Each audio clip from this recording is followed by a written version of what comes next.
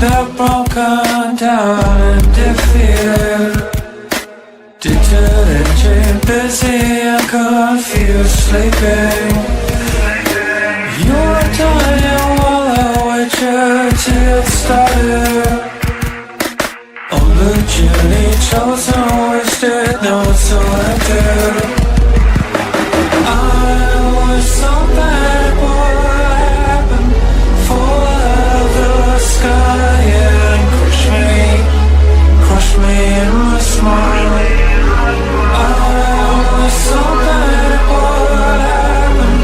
Fall out of the sky and crush me in my smile.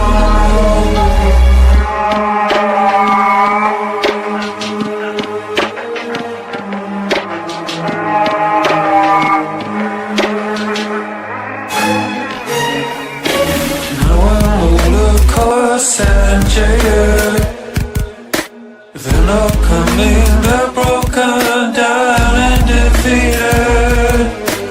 You are dying while I wait you to get started. You are dying while I wait you to get started. I was so bad, what happened? Fall out of the sky and crush me in my smile. I was so bad, what happened? Fall out of the sky and crush me in my smile.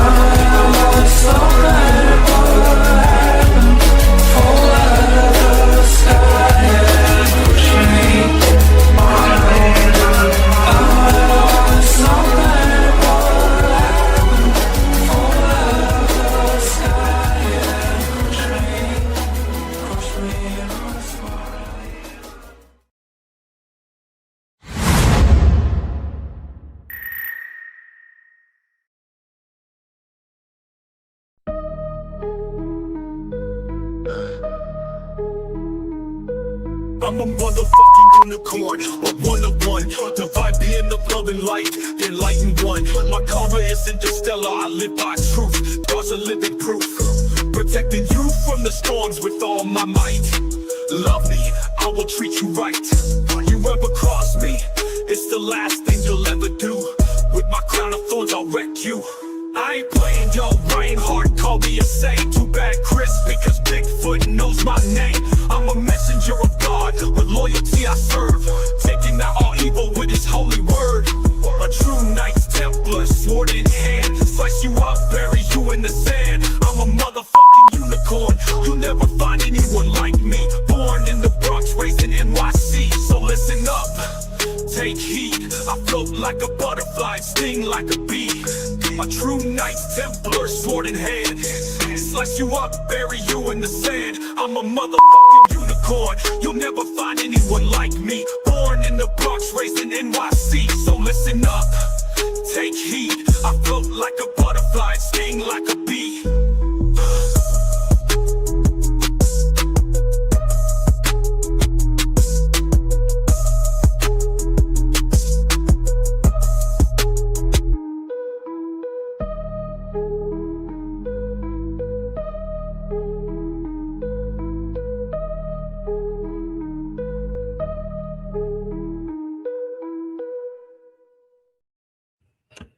Hello, everybody, and welcome to Third Eye Live. for Wednesday, whatever date this is, December 10th. I am one of your hosts, Bryan Bowden, and that is Mark, formerly known as, well, Mark Eddy, but that's what he was formerly known as. Now he's the gangster psychic Mark with the at symbol. um, I just, I just wanted to say that while we're in the background, I saw Lourdes like, okay, this is pretty good. And she was digging the unicorn song, as everybody says, unicorn song. But it's really great to be here. We've got a little bit of house cleaning to do. Thanks for Fawn Miller coming back. Love you. You're always welcome. Diane Boss. We've got a lot of people. Cools Paranormal. I was saying Culls, and I'm sorry. We have Michelle Brandenburg in here and Patrick from NADP. Tower Paranormal. I'm just trying to go through some of these that are here. But we do appreciate you coming in. We have teachers in the class.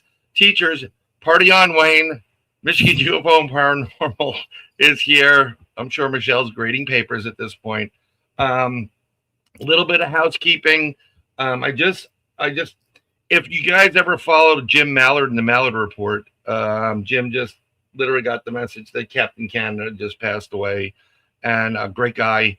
It's unfortunate on that, and so that's pretty sad. Another thing I want to ask everybody that's coming into the chat, into the show. I was informed that Krista from Blondes and Booze, her dad got hit in a car accident, and he's undergoing surgery right now, one of probably several. So if you can keep him in your thoughts and prayers, and her and the family, I always send prayers, healing, recovery, blessings out, because you need all of that at this point. It's not just prayers, you need the healing and the recovery. And like we've done a show before with our last guest, Adam and Shelby. If you don't recall, Adam whited, his whole house burnt down December 1st, and they lost everything. And, all of us that are part of this paranormal community, we band together and try to help everybody and help our own. I mean, I'm still working on getting more stuff for them. But a bunch of individuals, Paranormal Among Us, Blondes and Booze, Paranormal Roundtable, Sasquatch Theory, Haunted Garage, and a couple others. I can't see everything. It's a little bit too small for me at this point. They're doing a benefit this weekend, December 13th. It's $40. It's at Emmaus Asylum in Forest, and it's from 6 p.m. to 3 a.m. Coolest place in the planet. We had a dogman encounter there. We had a Bigfoot. There was lights. There are, tons of stuff going on. God Helmet will be there. It says over here, Coca. I don't want to get involved in that stuff, because Coca, I think they meant Coco. I hope they meant Coco and not Coca. And sweets and music and a bonfire and crypto. There's going to be possibly a CE5, which is an active intelligent encounter where you're trying to bring a craft in. There's going to be ghost hunting. It's great. It's $40. All the proceeds go to Adam and his family. Please, it's right there. And also, I have banners here. So if you want to buy tickets, you can buy the tickets really simple. Go to hauntedgarage.net/benefit. There you can do two things. You can buy a ticket. It's $40. Even if you can't go and you want to help somebody, 'tis the season. It's almost Christmas. He has two young kids, a 10-year-old boy and a 9-year-old girl. You can buy tickets, help them out. You could also, if you go to the event, please, if you can, bring a gift for a present for the kids. That would be great. A 10-year-old boy loves crawlers. The 9-year-old girl loves Barbie everything, and toys for anything unwrapped for him. It would be beneficial. And at this address, you can actually buy the tickets, or you can also do another thing. They do a GoFundMe, and we got the GoFundMe going. It's for Adam White and his family, and we're just trying to help people out. Especially, this is the season of Yule for some. Supposed to be the season of giving. It's not about getting a present as much as it's about kind of doing the right thing. But I just wanted to clear that up. and get on with our wonderful broadcast where we cut Mark Eddy in half tonight with I'm playing Mark. We're not cutting you in half this week. Okay. But also, I'm just going to do a quick promo for next week. We are doing a prediction show for 2026. There is a ton of people that have been sending videos, as well as they're going to appear. And we have people in the chat room that will be appearing. Michelle, our psychic medium, will be in there. John Strawdog will be there. Hopefully, of Wayne and Michelle will be there. And everybody's going to give their predictions for 2026. The last time we did predictions, I was telling Wayne and Michelle about it on their show. And I think Michelle and I are betting 1,000 on that one. Like, we're really hitting it out of the park, which unfortunately was not. I think we wish we weren't, but we're pretty good. We're pretty spot on. So we'll have to review that. But our guests tonight are two of my favorite people in the entire planet. I probably scare the crap out of them. It's like, who's this big guy coming at us? No, I really do love these. I love them both. They're a great, smart, articulate, talented, wonderful, amazing people who started with ITC. We're going to get all the details of them, and they've come together to create the Digital Séance Experience, TDSE. It is Ron Yacovetti and Lourdes Gonzalez. Welcome to the broadcast. Hey, thank you for having us. Thank you for having us. Thank you for the kind words. And that is, bar none, the greatest opening theme song ever. Bryan Bowden from the Bronx. Bowden from the Bronx. We're like, hold on a second. You weren't expecting it. We have people in chat, they go unicorn song, and I'm like, I know exactly what they wanted. So yeah, that was kind of birthed out of interacting with some people. Like, I've had people that you're like one of a kind. I've never met anybody like you. I'm like, and you never will. I'm totally different from a lot of people. No, I'm not doing it to pat myself in the back. And I used to joke around, I'm a motherfucking unicorn. Because it's something that's rare. And then in there is a line about someone who's in the Bigfoot community who, when I was revealing something, he called me insane. So there's a line in there like, Reinhardt called me insane. Guess what, Chris? Bigfoot knows my name, type of thing. And it's just a play. Everybody has to have an entrance song. So if I was fighting probably Tyson or somebody, I'd get killed, but I'd have at least some music coming in that I wrote. And I didn't perform it personally, but I thought it worked out pretty damn well. That's the best. And for people watching, if they haven't watched before, you are a wonderful human being. We both love you also. And to say that you're unique is to say that the Atlantic Ocean is wet. It's an understatement. It's just, I think they just accepted, like, well, he's a little crazy. We'll just accept him as one of our own. And it's just, but, I've known you guys for a bunch of years, and Mark has just been introduced to you. And I remember when you started doing some of this, you're kind of like working with ITC. And it was good. And then you started developing and rework it like a master, artist at it. And I think you hit on something that's amazing. We're going to let you both introduce yourself to the audience. And, not like, how did you meet? Like, how did you get on your first date? Not, but favorite couple right there. And I wish I was a little on the West Coast a little bit more. So then when you came down, I can see you. But how did you start in this stuff? And how did you gravitate to what this has now become? Sure. First of all, to everybody watching, we appreciate it. For those we're meeting in the audience for the first time, hopefully this is memorable. We appreciate you being here to support Mark and Bryan, if nothing else. Fawn, of course, awesome. Raul from Tower Paranormal, awesome. I think Rich Michelle is also here. There's a spirit artist medium who's also awesome. If I'm missing anybody, just pop it in the chat. I'll try to look. But we appreciate everybody coming out, especially when the great people that we admire, that we care for and respect, that's huge for us. So what we're doing is still categorically ITC or instrumental trance communication. What we did was, and elbow me anytime you want to hop in. What we did was, that's kind of how it works here. We brought back something called direct radio voice in 2019. The paranormal gained a lot of popularity, moved out of the negative halo from all the TV and media stuff, the shows. And what became the standard in spirit communication was the sweeping ghost box or spirit box, the radio, starting with the Frank Sumption Frank's box. And I'm not building and welding things. So if I was, I'd be high-fiving you with fewer fingers. I can attest to that. So I don't. Yeah. It's like all the guys in shop class. Listen. Exactly. You know, they always missing a digit. You're like, what the hell happened to his finger? Exactly.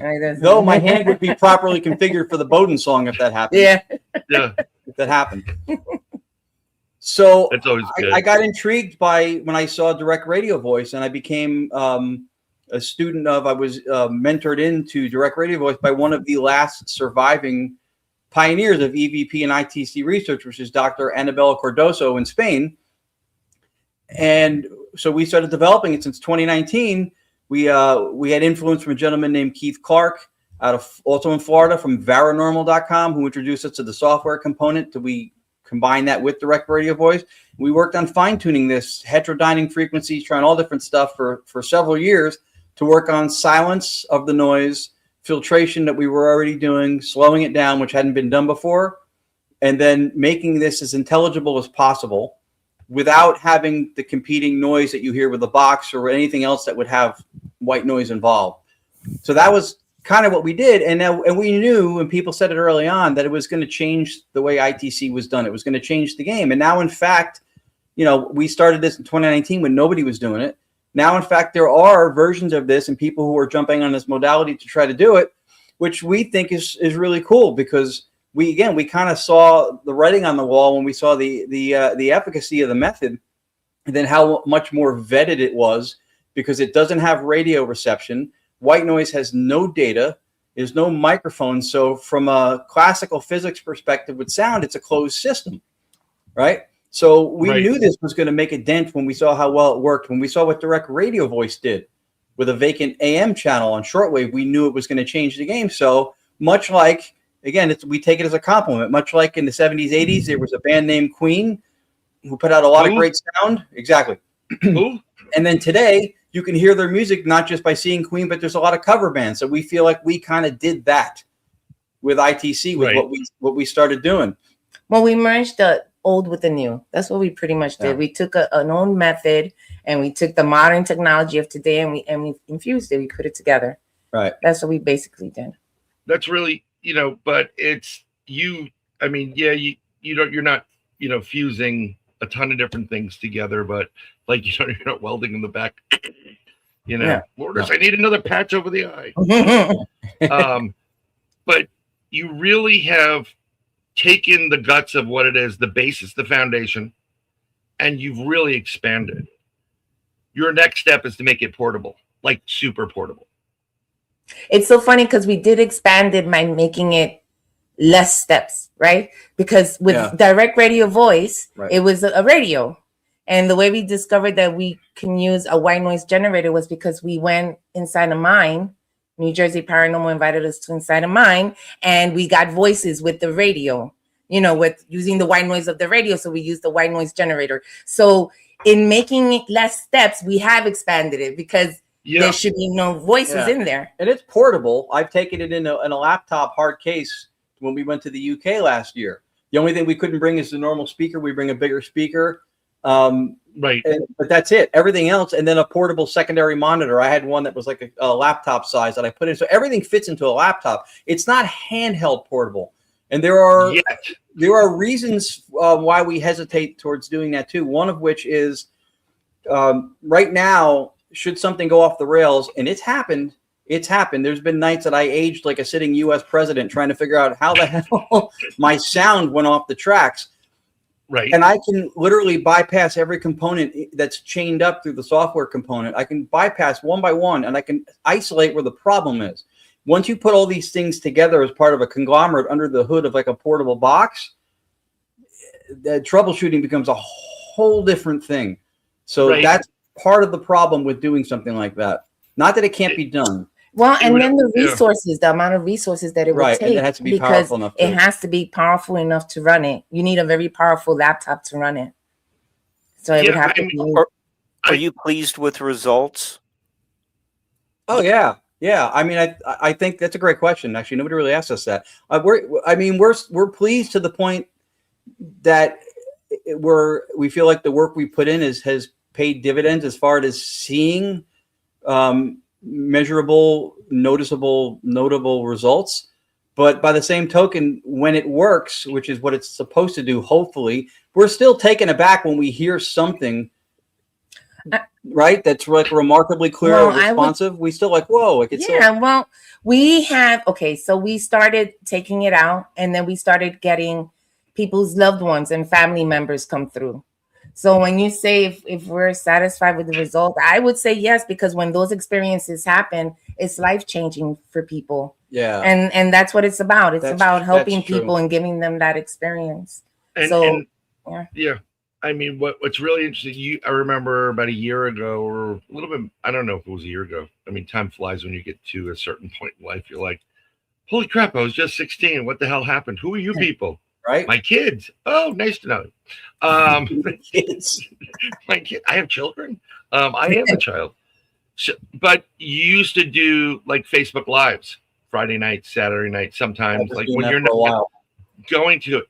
And I'll be brutally honest, I don't watch TV. I do watch Ranger hockey. That's what I'm a Ranger fan. I'm a New Yorker, so I'm going to be a Ranger hockey fan. And I do watch a select few podcasts because I'm friends with them. They have great guests, and it's enjoyable. We have a great group of people in our show that know who I am because of the interviews, and just come in here, and we try to be a little more entertaining than Joe Serious all the time. Like my partner in crime from New York, and I mean he's always been serious. Al, the big Raghu Santariga. So I'm really animated, and he's like, "How are you?" Or as awesome, I have him recorded, and this is Al's actual voice. I always have little sound bites for Al. I'm calling bullshit or whatever. But we have great people here, and I do watch some of this stuff. But I was, as soon as I see you on there, like used to see the lives, like, "Hey, Ron Yacovetti and Lourdes are live." Like, cool. And I'd go in there and I'm listening because I got the headphones in, and just joking around, I'd go, "What is the lottery numbers?" And I hit send. And seriously, I'm not kidding. Like 30 seconds later, the voice coming out of the machine is Brian Bowden. And then you'd be like, "Oh yeah, Brian Bowden is here today." I've heard my name being called numerous times. I know Anthony's name gets called constantly. And I'm trying to get him on the show. But you had somebody, Ron, that came through that was probably like a, family member at one point that's probably, and can you talk a little bit about that, or is it like off? Yeah, for sure. So it's funny because it happened at a watershed moment, I think, when we were doing this, I think still using the radio as a white noise source, which now we use analog generators that can't receive signal, even though it was a vacant signal. So at that time, I think it was still the generators. And what happened was we were at an investigation, and I was running things just to see how it sounded. Everybody was walking the location just to see what it looked like. And I thought I heard on. And I went, "It's turned on," to whatever voice was coming through. And then when I got home and I played it slowed down, and the specific app I used to play it back had two modifications to speed, 100% or 50%. So I slowed it down to 50% just to see. And it was Ron. And I had said before that, "If you know who I am, go ahead and say it." So they said my name. And then it's a very emphatic female voice. I should have sent you. This is not one of the clips I sent you. I would have if I knew. Fine, but I want to express what you're doing. Yeah, the voice says, "Ronnie, it's mom. It's Lucy," which was her mom. "I'm connecting," and I didn't hear any of that. And then later on, right after that, I said, "Is my mom going to be here tonight?" And the voice goes, "Yes, you're lucky." Now, I heard this at home when I slowed it down 50%. So on the recording at 50% speed, I sound intoxicated. I assure you I wasn't. Yeah. But the voice sound as clear and an emphatic as Captain Kirk on Star Trek, as William Shatner. Yeah. It was so emphasized. Normal but speed. you could hear it was like a female. And so, and I asked her because she is a licensed court reporter and she now works remote. So what is your slogan? What I do for the living, I do for the dead. She's looking at trials on recordings now. And she goes, there's no way a human being can talk that fast without stammering or slurring or tripping up on their words.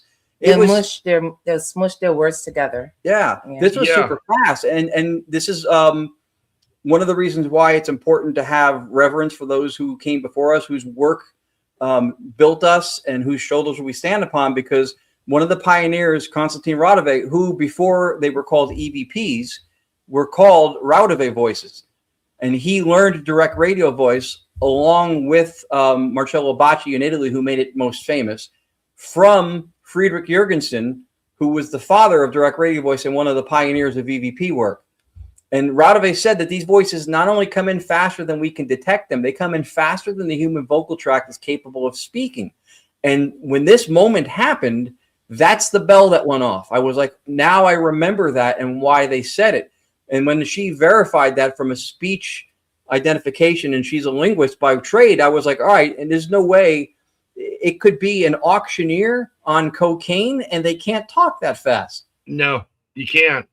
And what's great, see, this is what I love about these two wonderful people.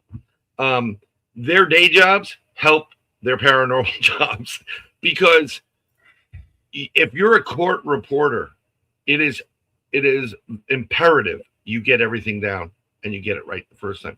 So your hearing, Lourdes, must be off the chart. Oh, it's dangerous. It scares the equipment. It's weird. I don't know how other court reporters work, but me, when I'm on the record in the courtroom, because now it's recordings, but on the courtroom, I listen to sounds. I'm listening to sounds.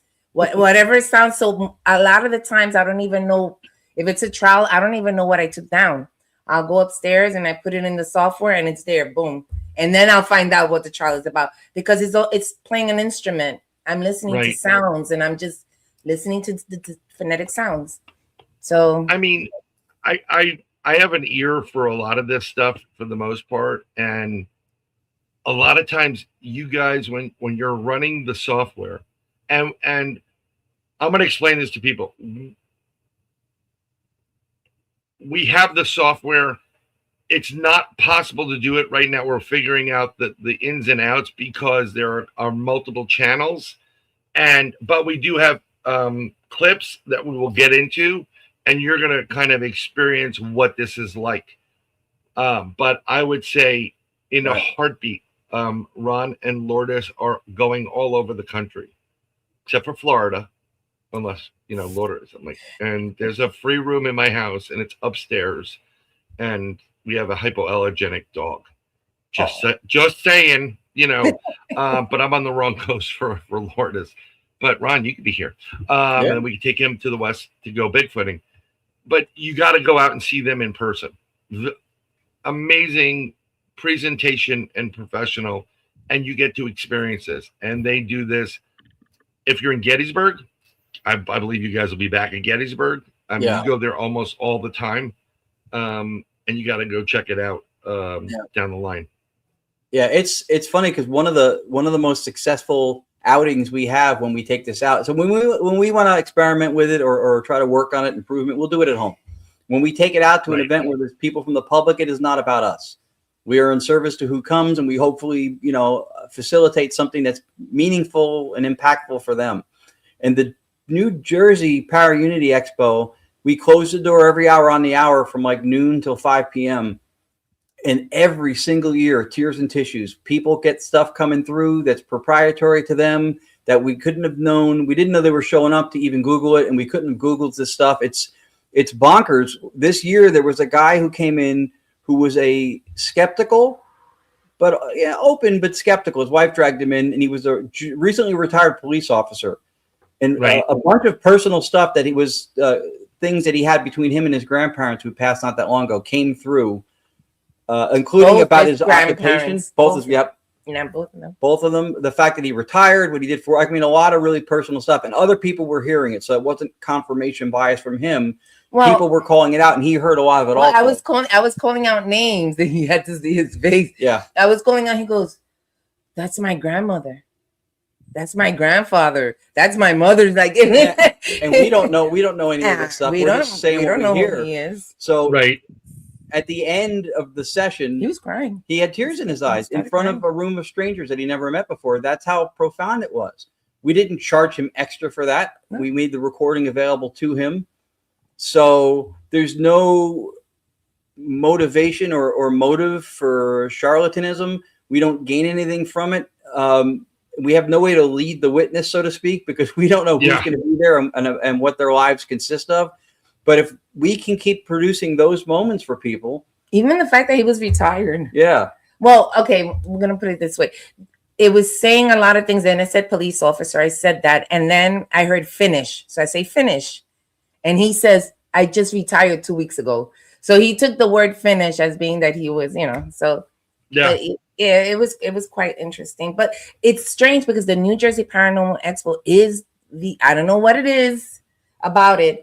We get the most loved ones for people in that expo, in that event. Yeah, every year. The year before, to give you a quick story about the bionic ear over here. This lady she lost her son at the age of 15, and for 31 years she's not been able to get any kind of confirmation. She went to a bunch of mediums who, for whatever reason, told her because of the age he died and how long ago, you're not going to get through. You're not going to hear from him, which is arbitrary, but that's what they told her. So she gets a bunch of stuff like his name, the fact that he played drums, a bunch of stuff. So she's already like emotional. And then the room's quiet. And then sometimes the clearest voices are not the loudest, but they're clear. And I looked at her face. She heard something. I went, what did you hear? She goes, oh. And well, what did you hear? And she goes, I heard mention cookies. Now the lady starts crying because apparently she was diagnosed diabetic 11 and a half months prior, had not had anything like that since. That morning before she came to the expo, she had made 2 trays of sugar-free cookies, and she had a Ziploc bag with them in her purse at that moment. So, which again, we have no way to know. So that was for her, like just. Well, it was impactful for her because of what the medium said to her. So this is something that was found out 11 months ago, right? So for her, it's her son. She believed that was her son coming through. And then I hear mention cookies. I say it. So for her son is always around her. That gave her that peace, that closure, because this medium said 30 years ago that she could never reach out, Well, I guess he really wasn't a medium, or she wasn't. But that's what that was impactful for her for that. Melinda Freeman's here too. She was there for that. Yep. She's always great to have with us too. Yes. I mean, I remember, of hearing my name called, but what was really, because I have a lot of times you're having 4 or 5 people talk at the same time. And you can distinguish, well, I've been able to do it. I'm like, that's a male, that's a female, that may be a female, because you can hear the dialect. I heard an English gentleman speaking at one point, then I heard a woman speaking. Then I heard what sounded like an older person. This is all taking place real time. And it's beyond belief what this equipment does. And with the white noise generator, and if there's no signals going to it, I love when people well, if it's plugged in and there's an internet connection, I'm like, you're not getting it. There is absolutely nothing going in there. It is just a voice or a vehicle or soapbox for people who have passed. And so we use an analog generator, right? So there's no internet needed. It's an analog generator. Yeah, no. And most of the time we do places, a lot of times the investigations, there's no internet at all, even if we wanted it. Like you just mentioned, they went to Sterling Mine in New Jersey, which is first of all, it's a great area to be in. It's near Picatinny Arsenal, you're going to see a UFO. I guarantee you will see a UFO going up that road to get Sterling Mine. I've been up there many, many times because we used to do golf outings for charity for kids cancer, up in off. I think it's 27 or 24. I forgot the name of the number of the road, but there is not. You're going all the way down in the ground. They have these really cool rocks that light up to black light. Love it. Kind of go in the mine. It's actually pretty damn cool. Yeah, so we went far enough in. We went far enough in that there was no radio or cell signals at all. Nothing. Yep. You couldn't get anything. Yeah. Thanks, Chad. Sneaking in late. You're in Newfoundland. It's pretty late there. Meet Ron and Lourdes. I'm sure you're going to ask them to be on the show. So I'm going to introduce you right now. We'd be honored to do it. We'd be honored to do it. Lourdes. And here's another one. Oh. Brent Thomas. If you haven't been on Paranormal Portal, Brent. Oh, we have. Yes, there you go. Brent is great. Yeah, he is great. Everybody's great. You know, I'm sure Cole's Paranormal Studios will be asking you too. But it's an experience, and that's what I mean. Where did you come? Did you purposely? I'm just going to throw it up there because I have it in the background. The Digital Séance Experience, was that purposely done that way because it's, you know, you wanted to get a little bit of, you know, the old, a little bit of the new, or, you know, because when I think of seances, I think of, you know, think of people sitting around a table, and if it's most haunted, it's like, you know, bingo. You know, bingo. That's the instantiation of the name is because of we were doing direct radio voice, and then we had the method operating under different names in the past. And what happened was that we would do events, public events, and a lot of times we'd be set up like in a main area, a common area. And we were doing it a couple times, once at the, you know, the Shanley Hotel up in Napanoch, New York. And people are chatting, they're opening soda cans, ripping open bags of Cheetos, and they're missing everything. And I went, we need to do something to make this where they're focused and attentive. If you believe in intentions and energies and all that kind of stuff that people talk about, they believe in it until there's Cheetos and soda in front of them, and then all bets are off. Yeah, so I said to her, we need to do something to make this more focused. And it turns out that my third book, which you see popping behind your right shoulder there, the Digital Séance, the Digital Séance Initiative. And so we thought, well, this is an experience, so let's call it that. So the Digital Séance Experience was a step in the direction of doing what we do, but with a more focused, attentive audience. And now we're even moving it more towards that Victorian themed look, where we're going to have probably circular seating. We're going to have dimmed red light. We're going to set more of an ambiance where it's a focus, because sometimes, like, if people hear stuff come through, clearly we encourage you to call it out or say that you heard something. But then sometimes full-on conversations break out, and there's still stuff coming through, and nobody's hearing it. So we're trying to the people in the background like this, right? You know, it's like, what did he say? He said the cure to cancer was, you know. So if you're going to go that whole Victorian route, you have a parasol and a corset on, Lourdes. Yeah, she's done it to tie you in. And, you know. I have. No, I have. I mean, that's kind of interesting, but, you know, like, the presentation is great. And what I loved about, I mean, I've seen most of it on the East Coast, Gettysburg, Battlefield Bash. I try to get to their events, but there is a distance. I mean, as they come southern, you know, there's a certain point to drive to. And I have no problem about driving. I drove to Missouri. And I will be driving next month to Alabama, Birmingham, presenting at the Relic Films Paracon, and he's Greg Ogles is premiering his latest movie, The Vanish, there. But something that's interesting, because I know you've been to the Hoover House, in Waynesboro, PA. People, 5 stars, and it's not 5-star, you know, pricing. No. You like haunted stuff. You like to be sleeping in a room and someone, you know, snuggles in bed with you. That's a ghost. Just tell them, you know, I sent you. Tell them Ron and Lourdes said it, or whatever. It is an amazing location. And were you there when they were doing table tipping? Have you done table tipping with We have done it Jim? with them, Yeah, we have been. And do you run the system at the same time? We have. So that's what I wanted to ask, because it is huge. Yes, we've done it before. There was one time we were there and we ran the system, and there was one individual who was participating who we could just tell by the pressure in her fingers and the coloration that she was manipulating. A guest. It wasn't authentic in this instance, not Jim, but in this instance. And at the same time, through the speaker, and she heard it, and I think Steve Barry heard it also, but she talked to him about it. A voice came out of the system, and what did it say? The table is nonsense. Table is nonsense. Yeah. Because I believe in the table tipping. Jim is pretty good there, but this particular person who was a guest, you can tell she was pressing on it. Her fingers were yellow. You see the white yes. Yeah.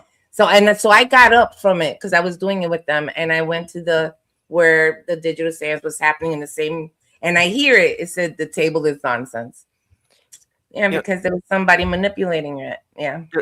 Well, Lourdes. Oh, go ahead, Jim. I mean, Mark, whatever your name is. Yes, Mark. You can call me Lourdes Jr. Okay.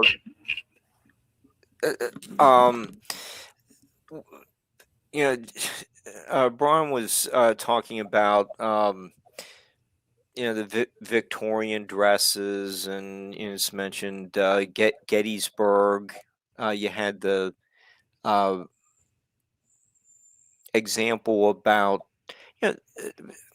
out of recent history with the cookies example. Mm-hmm. And people were able to make find closure in the past. Like one of the things that interests me about the ghost kind of stories. I'm probably more of a traditionalist. When you have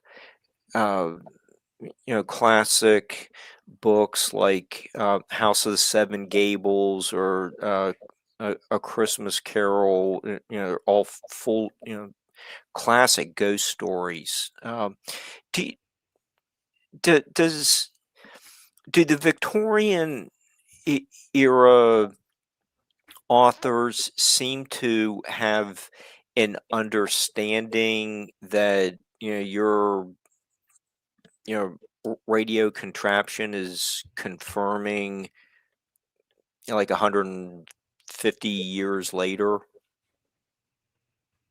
I think I understand the question. So, and one thing to point out, not to nitpick, but the system no longer uses a radio, which is one of the ways that we vet the authenticity of it, because it can't receive a signal. So it's analog generators making white noise. So that's an important distinction, because that's part of the evolution of it. I don't know anything prospectively as far as Victorian authors would go, but a lot of what I think we get seems to, and we grade it on a barometer of timing and relevance with, if it's responsive to a question, or if it's something that's commentary on what's happening at the moment. And then from that, we'll determine that there's something to it. But I'm not sure if I answered your question 100%. No, timing,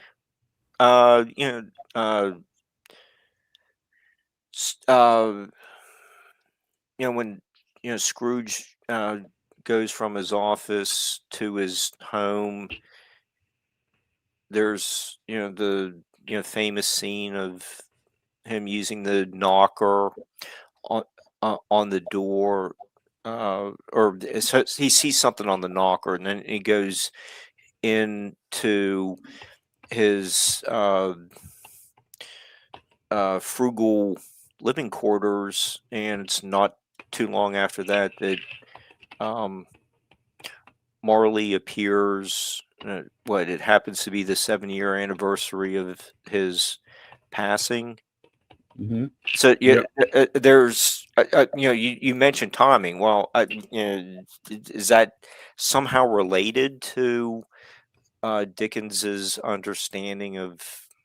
Oh, so you're doing like are we talking about Christmas Carol and that stuff? Yeah. I mean, it is kind of like, I mean, it's more apparition though than ITC or this type of, Right. relationship. Yeah, I don't know. I was just that's just more of my training is the classic literature, but it just seems like there might be a little bit of a crossover from what they were describing in the 1840s and 50s and what your communications. I mean, well, it's communication, right? With that story of Christmas Carol, the communications were coming through dreams, right? Here we have a method. So I'm not. Yeah, I think maybe this will help if I'll try to contextualize an answer, because I think what you're making reference, because it is obviously the story is a work of fiction, right? And I think we're pulling an idea in principle to try to speak about timing, if I got it right. And so when I say timing and relevance, what I'm referring to is if I hold up my glasses, which I often do, which is now commonly imitated. If I hold up my glasses and then a voice comes through, I go, "What's in my hand?" And it says glasses. That's timing because of the answer came through relatively quickly after I asked, and it's relevant because it's correctly answering what I asked. If a voice says glasses the next day, it's a stretch to say that was an answer to my question, 24 hours later. So when I talk about timing, I'm talking about proximity to the moment of contact or to a question being asked. I think timing in reference to that tale would be more along the line of historic, like linear time, right? The arrow of time as experienced throughout history. And in that essence, the only reason we're kind of doing something that is akin to Victorian seance was for both theme and for environmental control, to have people focused and attentive like a seance was. So it's theming it for the purposes of having the group of people wrangled up and focused. And then, if you dress it up a little, it makes it nice as an experience goes for people who come. Methodologically, it's just spirit communication through the use of analog white noise, which is devoid of data, without radio signal, without a microphone in play, only being filtered and slowed down in real time. And then through what we think is an intermodulation, where something is a non-detectable, non-physical signal, is being springboarded, so to speak, almost intermodulated. In the same way you could have a radio that doesn't go any lower than shortwave, but if you get a VLF or a very low frequency converter, it'll bump up a lower frequency than the radio can get up into a range that the radio can get so that you can hear it. It'll receive it, intermodulate it, and then you'll hear it at a higher frequency. So that's kind of how the method works. And then the Victorian part, again, is just more of a thematic. Yeah, because intention is it's important, right? So when we go into these things, when you're doing it through a regular medium or a method or a spirit box, intention is very important. So we did find ourselves, going into these places and people are talking. And so we decided the Victorian theme is more to get those people in that state of mind, focused and intending to do a seance, because otherwise then they're not focused and they're too distracted. So it's really more to get them in a mindset of peace and quiet and focus. That's why we do that theme. Because when we speak to spirits, we get them from all different types of you can get one that passed yesterday and one that passed 200 years ago. But that's more of just getting them in the right mindset. And even those specifics we can't pin down. Well, yeah. I know it'll give information of that time period. It's a commonly held belief that, that the spirits lived 150 years ago, then they don't know the technology, they don't know the gadget in your hand. But for us, because we believe that what we're communicating with is consciousness that was once dissociated in what we would call a physical body, is what we're within that. We are part of that, just dissociated from what is a universal phenomenal consciousness, right? As a foundation for reality. So within that model, it's not adherent to the arrow of time as we experience it. So we don't think that someone's not going to know what we're talking about because of the fact that they were maybe, from the Victorian times. Right. They'll know what an internet is because they've passed on to the other side. Now they're part of the collective consciousnness is out there. So they'll know what internet is. Well, I mean, I go back to my ideas of the paranormal and all this craziness, that just because you died in 1692 doesn't mean you don't know what's going on in 2025. That's it. That's what we're saying. That's what we're saying. So your physical body's gone, but your conscious is, this gets real deep, folks. I feel like this gets and it's an internal contradiction. The bong deep, And it's an internal contradiction to say that, because people all say this in the paranormal. They go, well, spirits and ghosts aren't, they're not bound by space-time like we are. But then you're applying a constraint to them cognitively that is bound by space-time. So you just said they're not adherent to it, and now you're making them function within it. So that's an internal contradiction. It doesn't work. We think, like what you said, we think that once they're part of the collective, then it's just we're interacting with perhaps autonomous complexes. There's different versions of Federico Frigine, who's also an idealist, and he's the creator of the microprocessor. He refers to such a thing, an autonomous complex, as a satiety. So it's and he would refer to us as the same way, but it's more of like I guess a quantum phenomena. He named it that, but we think that something like a satiety or I guess an autonomous complex would be a good way to describe what it is we're speaking to, because it does seem to come across with some level of individuation. It does seem to have some level of what we would consider personal agency, even though perhaps not the same as when we exist like we do as humans. Yeah, well, right. I believe they're part of a whole. So let's say if your grandmother passed and Ron's grandfather passed, now they're one of the same. So when they speak, they can give you relevant information for you and relevant information for him. But they're still part of the same. They're still part of one thing because they're part of a collective. They're part of everything now. It just keeps building and building and building. So if you died in 1601, you know what 1602 is. You know what happened in 1603, 4, 5, and it keeps going. It just the information just builds. It's all accessible. That's what we think. Yeah. Yeah. I mean, I think that as well. It's not just like, someone, some of these ghosts have candles. Like, what are these other things here? No. I think maybe the ones that get stuck between Earth and wherever they're supposed to go, heaven, or hell or whatever it is, may have a different. Maybe they aren't as expanded because they're stuck in that ether, and then they have to go and do a different class when they eventually graduate to that. When we were at Hoover House, I'm sorry, go ahead. No, I was going to ask you a question. So when you say, what do you believe when you say like spirits are stuck? Do you think they're physically stuck, or is it a mental stuck, like how people get stuck here mentally with things? I think there's, it gets a little bit complex, but let's go for it. When your time comes, and it's through natural means, and it could be from when you're a baby to when you're 100 years old, you will be greeted and taken. I mean, you always hear these, I see my dog, or I see my grandmother, or whatever it is. They transition you into the collective. You want to call it the collective. I call it heaven. Okay? That's fine. Yep. And then when you get to heaven, you go through a review. It's almost like an orientation. Okay, this is where you fucked up. Look, and they make you watch it. And this is where you should have been and what you could do.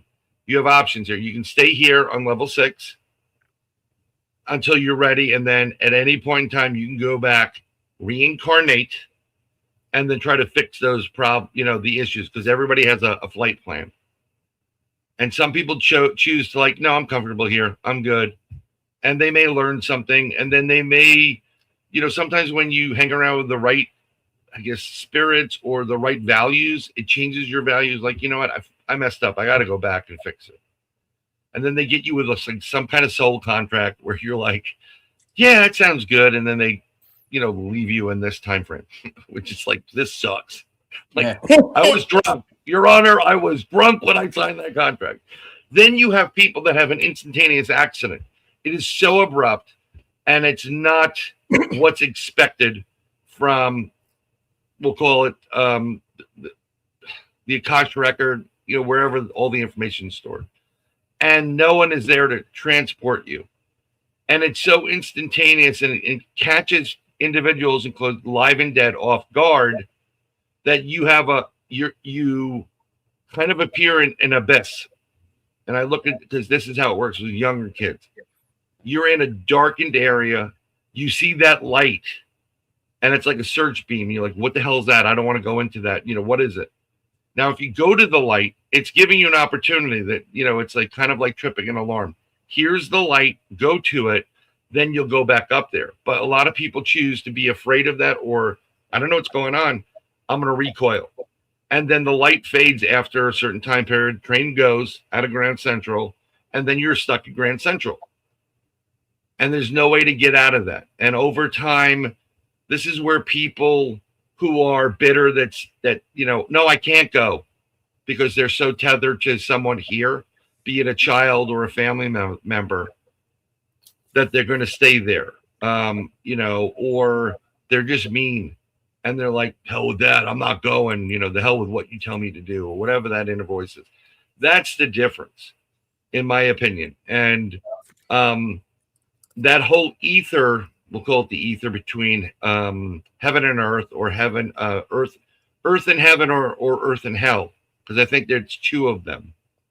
And it's not like what it's not what is projected. It's literally like, if you disappointed your father and you knew how that would have been like, that would have killed you, that's your penance. Your father's, you really disappointed me with blah, blah, blah. And you've got to hear that over and over again. Like, oh my God, I'm so sorry, Dad. I don't know how to fix it. But then you say, I'm going to fix it. And you try to come back, or you ask for forgiveness somehow, like, in Ghost or whatever. Or you can say, I'm going to reincarnate and come back. I'm going to fix it. And then you come back and you fix it. Right. Some people don't want to do that. Some people just get stuck there, and they'll see these little pins of light every once in a while. And those are all those people that have abilities. We all have abilities, but the ones that are tuned into it, most of them are children. And this is why this happened to my kids. They go to that light, because if you're in the pitch black and then all of a sudden you see a light coming up, and I'm like, I'm going to that light. I don't know what that is, but I want to, it's light. And then you wind up in some kid's room, appearing, you're dead, and you're like, hey, can you help me? And the kid goes, oh my God, pulls the covers over, because they're in tune with that world still, until they go to school and get all that shit thrown out. That's what I think takes place. There's a lot in that. I think for the most part, where the meaningful stuff is, I agree. So, and because you've heard us speak before, in the one poster you had behind you there with this says metaphysics and paranormality. So the metaphysics that we've taken up, and I've been studying it for a few years now, and I got her hook, line, and sinker into it, is analytic idealism. I meet regularly with Dr. Bernardo Kastrup, who holds 2 PhDs. And the idea behind idealism is that reality is fundamentally mental, versus what the worldview is now, which is that physical stuff is all there is, and everything that is not physical, such as mind or emotions or feelings, are just epiphenomenon or byproducts of neural firings and all the little wet tushy stuff in your head. So for us, one of the things that we loved about idealism is it's what you would call skeptically parsimonious. It can explain, at least in principle, a lot of those same ideas, but without, and it's not to say they're not true, right? Like an ether between a heaven and earth, different dimensions or realms, portals under the stairs at the haunted house. Like there's a lot of things that get built in to a lot of the explanations that are not empirically grounded in anything. And a lot of times they're very much rooted in belief systems. And again, I'm not saying they're wrong, but for us, we always try to at least acknowledge when we're infusing belief from an ideological perspective, from something that is, I guess, knowable or at least inferred from what we do know. So through a collective consciousness and idealism saying that we're just dissociated from one another, so we're part of one mind, but we identify separately, right, which is salient to survival. So with that, we can explain most of these other things without having to invent different realms and dimensions. And again, it's not to say that they're not true. That's the thing. I think we have this state of ambivalence with belief and stuff in our culture that says if you can't prove it, it's false. And if you can't disprove it, it's true. No. We just look at it. Do we have any reason to believe it or to lean into it? Is it plausible? Does it meet a prima facie level of plausibility that says we can at least support this through some idea that's beyond belief? Because what happened to, the worldview being that there's only physical stuff is the reason why what we call the paranormal or the cryptozoology stuff and ufology stuff, that's why it gets a backhand as being a bunch of caca, which is Spanish for caca, by the way, I translate. Spanish for caca. Yeah, that's why. Because we've all heard the phrase, right? Extraordinary circumstances require extraordinary proof or evidence. Right. That is only true. Hear me. That is only true if by being termed extraordinary is because it doesn't fit into an ideological position. If it operates or exists outside of a belief system, then in order to gain entry, it has to have some kind of grandiose defying of what's known explanation because it doesn't fit into a belief system, not because it's fundamentally not possible. The belief system is functioning as the filter. That's the problem. And that's why the paranormal stuff doesn't seem to gain ground, because we don't ever try to inform or influence or educate from a metaphysical position. And metaphysics, by the way, is not, despite, I think, popular culture, it is not candles, incense, and crystals. It literally means that which stands behind the physics.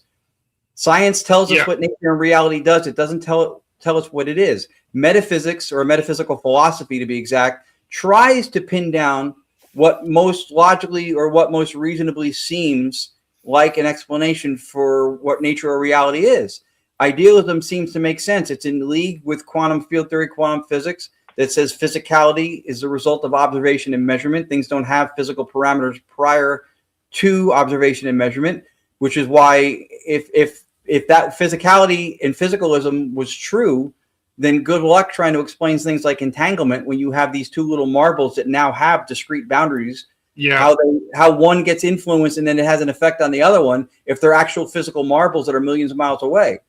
But they're not, right? So I think that's the problem, is that the belief system is where we need to focus, because ITC people have been doing it for years. Sometimes empirical evidence doesn't apply. Absolutely. Yeah. Absolutely. It gets called a pseudoscience a lot too. It's not a pseudoscience. Paranormal research is an observational science. It's what it is. It's a field-based observational science. You bring it into a lab, you do it because it's more rigorous. You can control things like electromagnetic influence and such. That's true, and that's good. But the problem is when we take something like a phenomena at a haunted location and then you move it into a lab for replication purposes, we are, per force, unknowingly biasing the experiment, because we don't know all the mechanisms behind it, which could stretch for miles. It could be the size of a village. We don't know everything behind the phenomena. So we're moving it under the assumption that everything involved goes from the microscopic to the macroscopic, and it's going to fit into a laboratory. But we don't know that. So we're biasing it by moving it. Right. So one of the big problems that we have in this world is ego. Mm-hmm. As he's spitting it up. I didn't expect that. Sorry.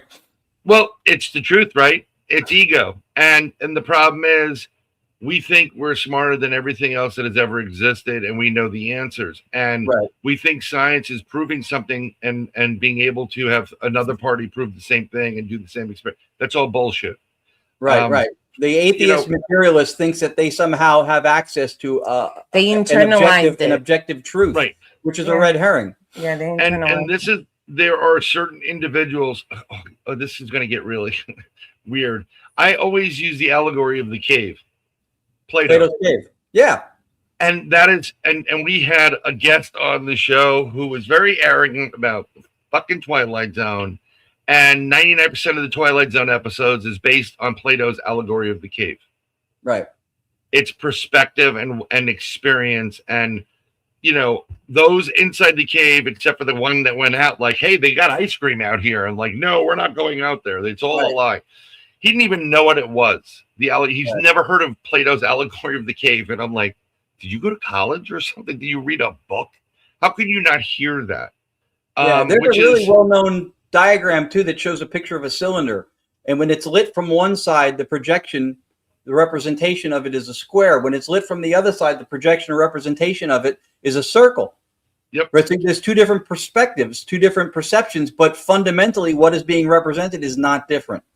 And going along with what you both, Ron and Lourdes, you're saying is also, I just had this conversation about what's in science. They're discovering that there are things that are not observable that are taking place and doing things. So when you don't observe it does other things, but they're figuring out ways to observe it, which gets into entanglement, which gets into quantum mechanics, which is it's not just this dimension, it's third, fourth, fifth, 20, boom, boom, boom.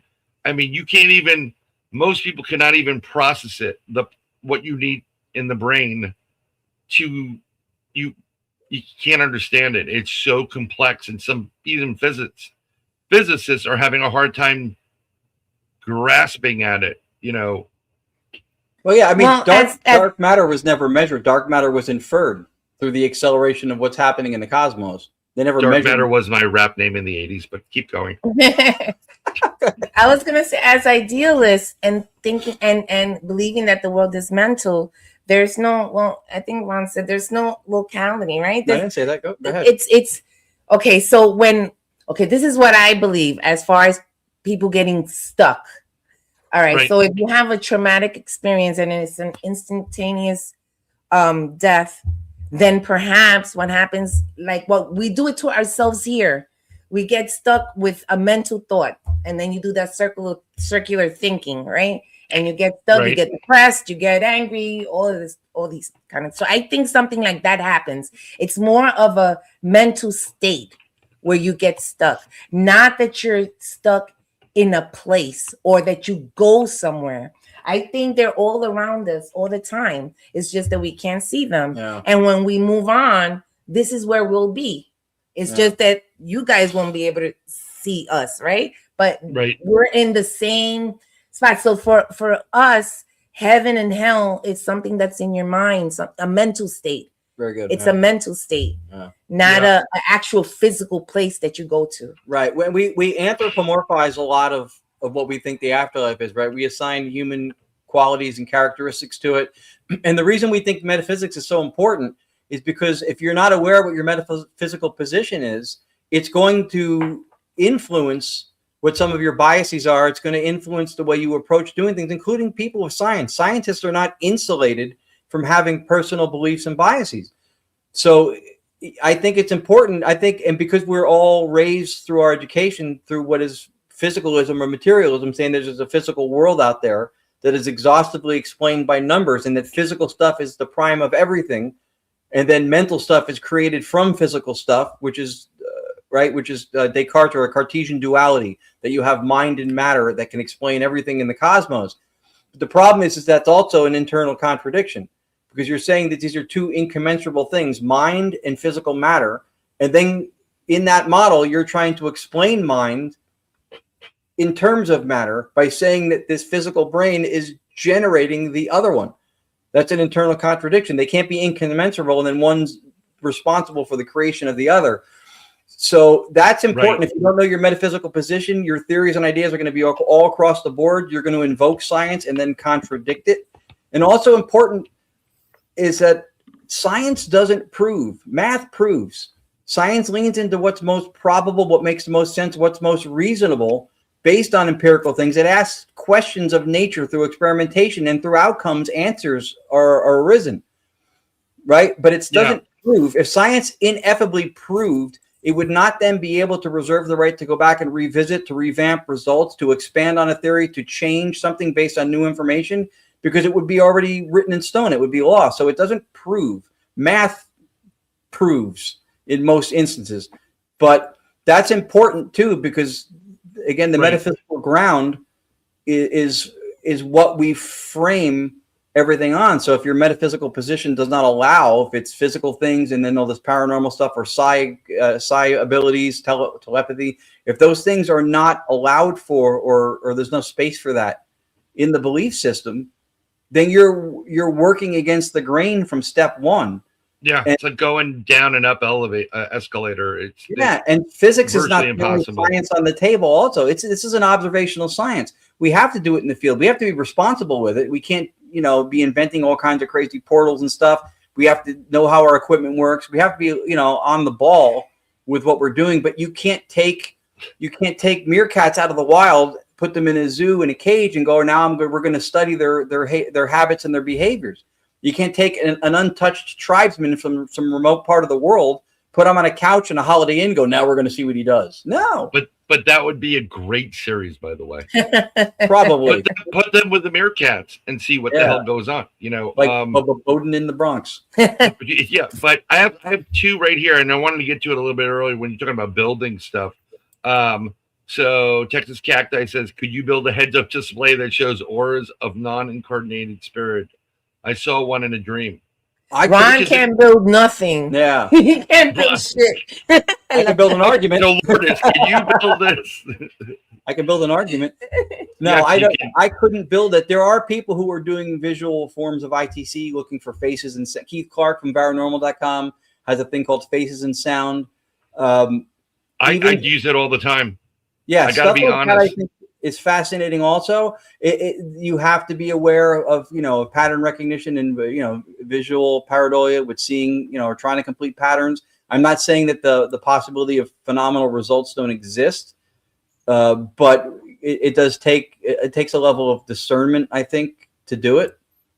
I use a program called Sonic Visualizer, which gives you the spectrum. And this started. I started doing this probably 15 plus years ago. I would get audio and I'd listen for the EVPs. And then what I would do is I would put in the audio from some of these investigations. And then I start playing around with the spectrum wheel, and you get images in there. I think it's called not stenography. That's what I do. But yeah, it's a way of hiding information. They were using, a lot of the terrorists were using this in photos.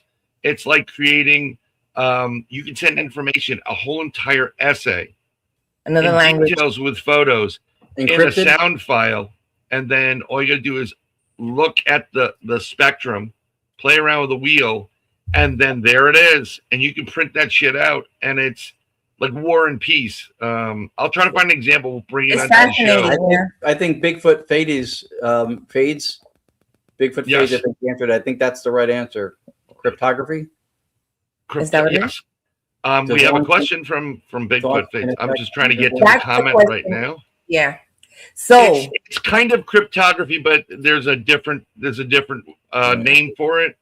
And there's something also that comes up from Bigfoot fades, or unless you're Bigfoot Michigan Ramen calls Fidesz, Bigfoot Fidesz, who is super talented, makes all these great videos and cartoon stuff. Awesome. But because we're kind of talking around something similar. Does Ron think thoughts can affect the universe or metaphysical world? I'm going to let her respond first because she has something she's got. Because I saw that Yes, that was sorry the about question I that. was looking for. I'll go after. So Sure. I do think that thoughts can affect the universe and the metaphysical world, but not just the thoughts itself. It's a process, right? You got to think Right. about it and actually do the work. Like when people talk about manifesting, you know, when you manifest something, it's not just saying the words and then you sit there on your couch and do nothing.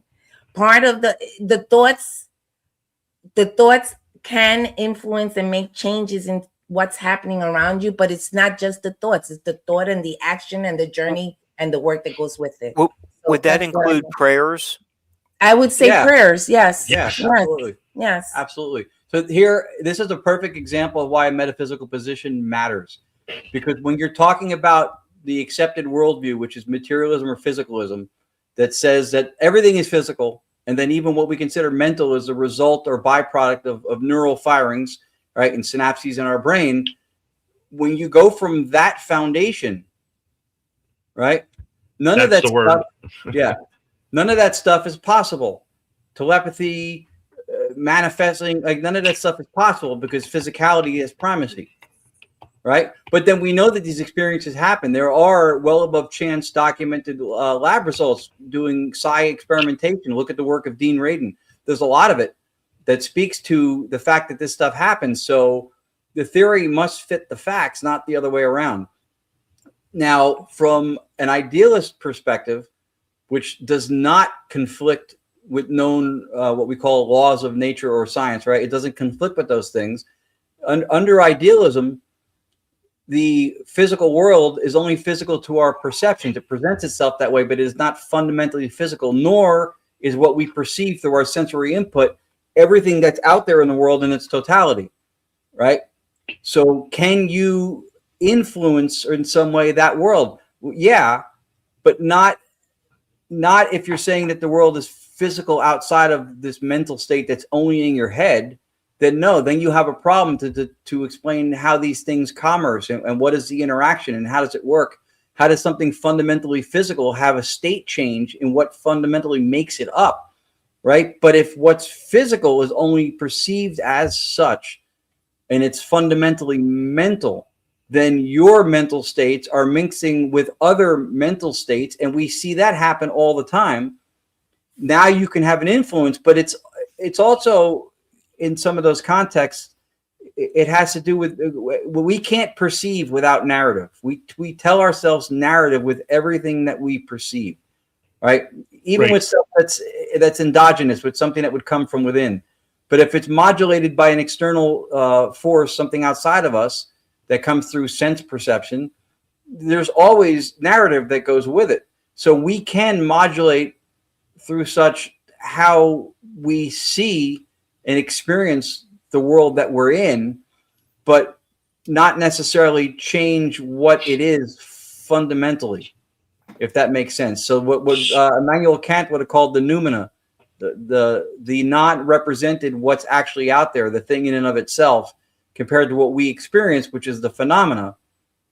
So we can influence and have The behavior. impact on the behaviors of what nature and reality does and how we perceive it in the narrative, but not fundamentally change what it is. Yeah. So the Synesthesia, you're right. the Yep. thing in itself fundamentally you can't change, but what you can Thanks, Beth. influence, it's the behavior it does through your behavior because we influence each other. Mental states.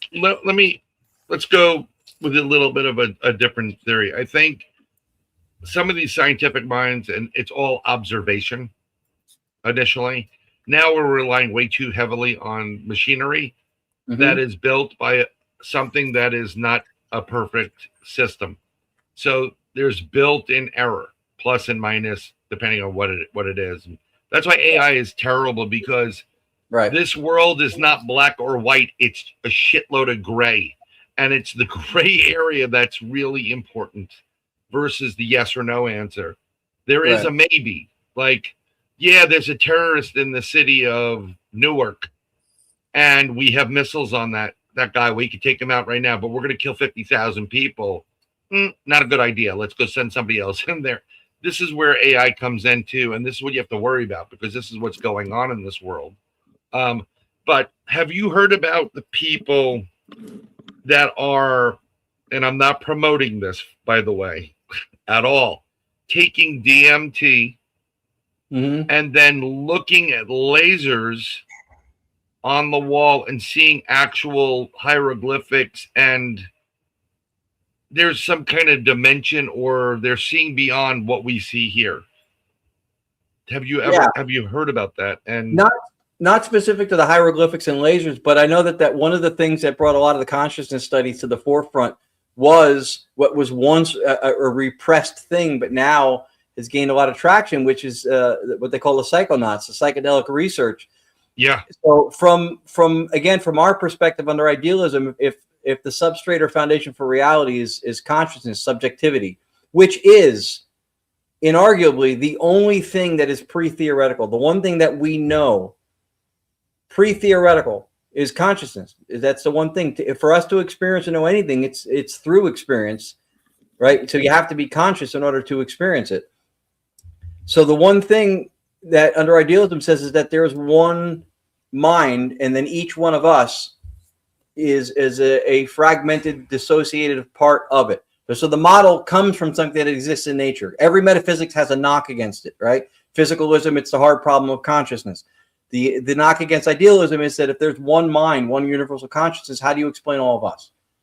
And so through Bernardo Kastrup's work with analytic idealism, he looked at, is there a model in nature? Do we see this happening somewhere that would be akin to what we're trying to explain? And there is. It's what was once dissociative identity disorder or multiple personality, when one mind fragments into individual centers of identity, right? And so we have a dissociative boundary. No boundary in nature is perfect.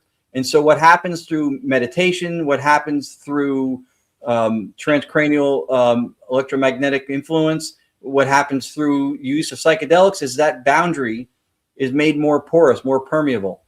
And so they're having a greater, more vivid experience with consciousness.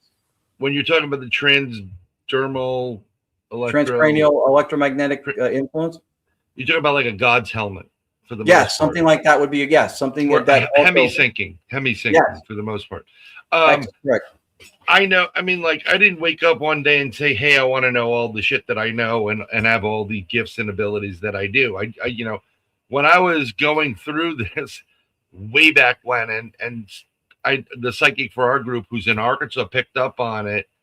I didn't want to open a Pandora's box, even though I knew it was going to be a Pandora's box. But whatever it is. And she knew it too. And I kept calling it remote viewing, and I do remote viewing. It is amazing what you can do. And I think there are select individuals that are tapped into the God-given ability that we all have to do this. God made man, no disrespect to the ladies, man meaning men and women. I'm just going by that. In his image, and he told you not to go to soothsayers or necromancers because it's built into you. You have your own fucking Wi-Fi. You have your own direct connection to source. You want to call it, I mean, I call it God, but I also believe that there is, like, I call it the Akash records for the most part. It's one giant, everything that is known, past, present, future, that it has and will exist. It's all taking place at the same time, and you can access it. And I've heard about this. I had an experience at one point where I was there, and we talk about this on, the reason I'm going there is some people are using DMT. Shaman use, like we have down in Florida, these toads that if you squeeze them hard enough, the white stuff comes out, and if you lick them, you're going to get a little treat. It always seems, in order to get more in touch with your consciousness, you have to get rid. Our barrier is all the distractions and filters that we have throughout life. And it's not white noise whatsoever. It's, let's call it bullshit noise, because it makes it so much easier to say it. You know, and this is why, here's another question, something to ponder when you go through all this, because I love having conversation with Ron, and I love, like, sitting on the outskirts and watching other people. Some people really, really get it. And Ron and Lourdes are both very patient with people. This is a heavy duty subject, and you do a great job delivering it in a very palatable manner. Articulate. Yes, for not just like the jocularity, but for the guy that's like the man or woman that may not be up there on that scale, they still can get it. And they're very good about answering questions. I think I was there at one point and someone just kept asking you guys questions while you were trying to do, and you were like, the parent mode kicks in, like, shut the fuck up. Pardon the French. I don't mean to curse, but you were very good about it and very gracious about it. So this is another thing. This is why I'm trying to tell you. I mean, their website, where all the stuff that they do is scrolling across the bottom of the screen, by the way. Appreciate that. And I appreciate the compliment too. We don't claim to know or have stuff figured out, but what we've learned was, I guess, especially through the influence of Dr. Bernardo Kastrup, then if you read people like Jeffrey Kripal, Dean Radin, Alan Watts, Owen Barfield, there's a lot of really, from philosophical, scientific, theological, there's a lot of different perspectives, and we learn more about what's going on in the different perspectives. And at least for us, what we found in Idealism was something that allowed a space for the things that we experience and the people in the paranormal do, that doesn't conflict with science. Because I think in a push for credibility, the paranormal field is invoking science at an alarming rate and then conflicting with it almost immediately. 100%. They don't have a metaphysical ground. They don't know what their metaphysical position is. They keep putting it in physics. It'll never work. It'll never work with the explanations with physics. It just won't. Well, I mean, like I was, when I gave a presentation on, there were people that were asking, like, how does Bigfoot, how do they know you're, all this about you? How do they cloak? How do they do whatever? And that's soft physics. I mean, we talked about this, I think last night on BMR. You have a hummingbird, and it's it's flapping its wings, but it has the ability to, an innate ability. It's not thinking about it. It just does it. Just like if I asked everybody here, how do you know how to breathe? No one can give you the answer on how you know how to breathe. You just, some idiot smacked you on the ass and you were like, what the, you were crying. How did you know to cry? And then all of a sudden you took your first breath of air because you were you were breathing liquid at one point. Okay. So it's an innate ability to do what we're doing here. Some processes in our bodies are autonomous, right? You don't think about your kidney function. You don't think about your liver function. No. It just does what it does. If you had to do that, you'd be in trouble. You don't think about your heart beating. Now, breathing, interestingly enough, if you call your attention to it, you can influence and then breathe faster, slower. So you can have direct access to that process. But a lot of the other aspects of like what our body does, we don't have direct access to it, which is an interesting concept when you look at placebo or even energy healers or faith healers, because you don't have direct cognitive access to those areas. So it's difficult to have any kind of an influence over what it does. And like she was just making reference to like driving, right? In the beginning, you're paying attention to everything, where your hands are, pedals, this and that, right? A couple of years later, you're building an airplane model, putting on lipstick, drinking coffee, flying a kite, all while you're behind the wheel of the car, because some of the processes become autonomous now. Yeah, you don't need to focus on it anymore. So some of it becomes autonomous. I saw San Sancudo mentioned she's familiar with Alan Watts. Alan Watts is a phenomenal philosopher. One of the things he says that I love is, and it's funny because in the paranormal field, I think we do this a lot too, where we conflate correlation with causality, right? And Watts had an example. He talks about if you saw the other side of where you were through a slit in a fence and a cat walked by, you would see a head, then you'd see a tail. Then it goes the other way. You see a head, then you see a tail. Then it goes back the other way. And from that, what we would deduce, the paranormalist, is that the head causes the tail. Because every time we see that, the other thing happens. When in actuality, it's all part of the same phenomenological thing. It's not something causing something else. It's part of a holistic thing. It's all one thing. But through our experience, through our sensory input, makes us think that it's two separate things, and that speaks to what you were saying before about the noise, right? We have sensory input that tells us what's going on around us outside the world. Dr. Kastrup refers to it as a dashboard, like what a plane has, right? The pilot can fly the plane through instrumentation alone, even if you black out the windows. But what the pilot never does that we do is that we mistake the dashboard for the sky, right? We think that everything we see, taste, touch, smell, sense is everything that's out there in its totality. And that's naive. We already know from infrared and infrasound that there's stuff that we can't detect that's not salient to survival. We know that we have an upper bounds to our cellular metabolism and our cell structure. We don't know of any upper bounds to the cosmos. We can't take everything in its entirety, or through entropy, we would just explode. Right. You know, that we go back to arrogance. This is the problem, you know. I was trying to explain to people, like, a lot of times no one knows why we sleep, and yet we do. But I think this is from personal experience, and sometimes we gain knowledge or information that is implanted by whomever you want to call it, a higher power or whatever. It's kind of hard to explain on. People will say the aliens did it. No, I'm not saying aliens did it, but it may be built into the human body design. You go lie down, you close your eyes. For some reason, you get tired, you sleep. And in that process, you upload to the cloud, Akash record. And then you also have interactions where you have dreams, which are very vague. It's like, okay, I saw Ron, you know, and he was riding a pony on whatever, the expressway. And it was weird, you know. And then you have experiences again, which are full detail. Like, I've had experiences where I woke up and I'm like, you give me a you know, one of those sketch artists.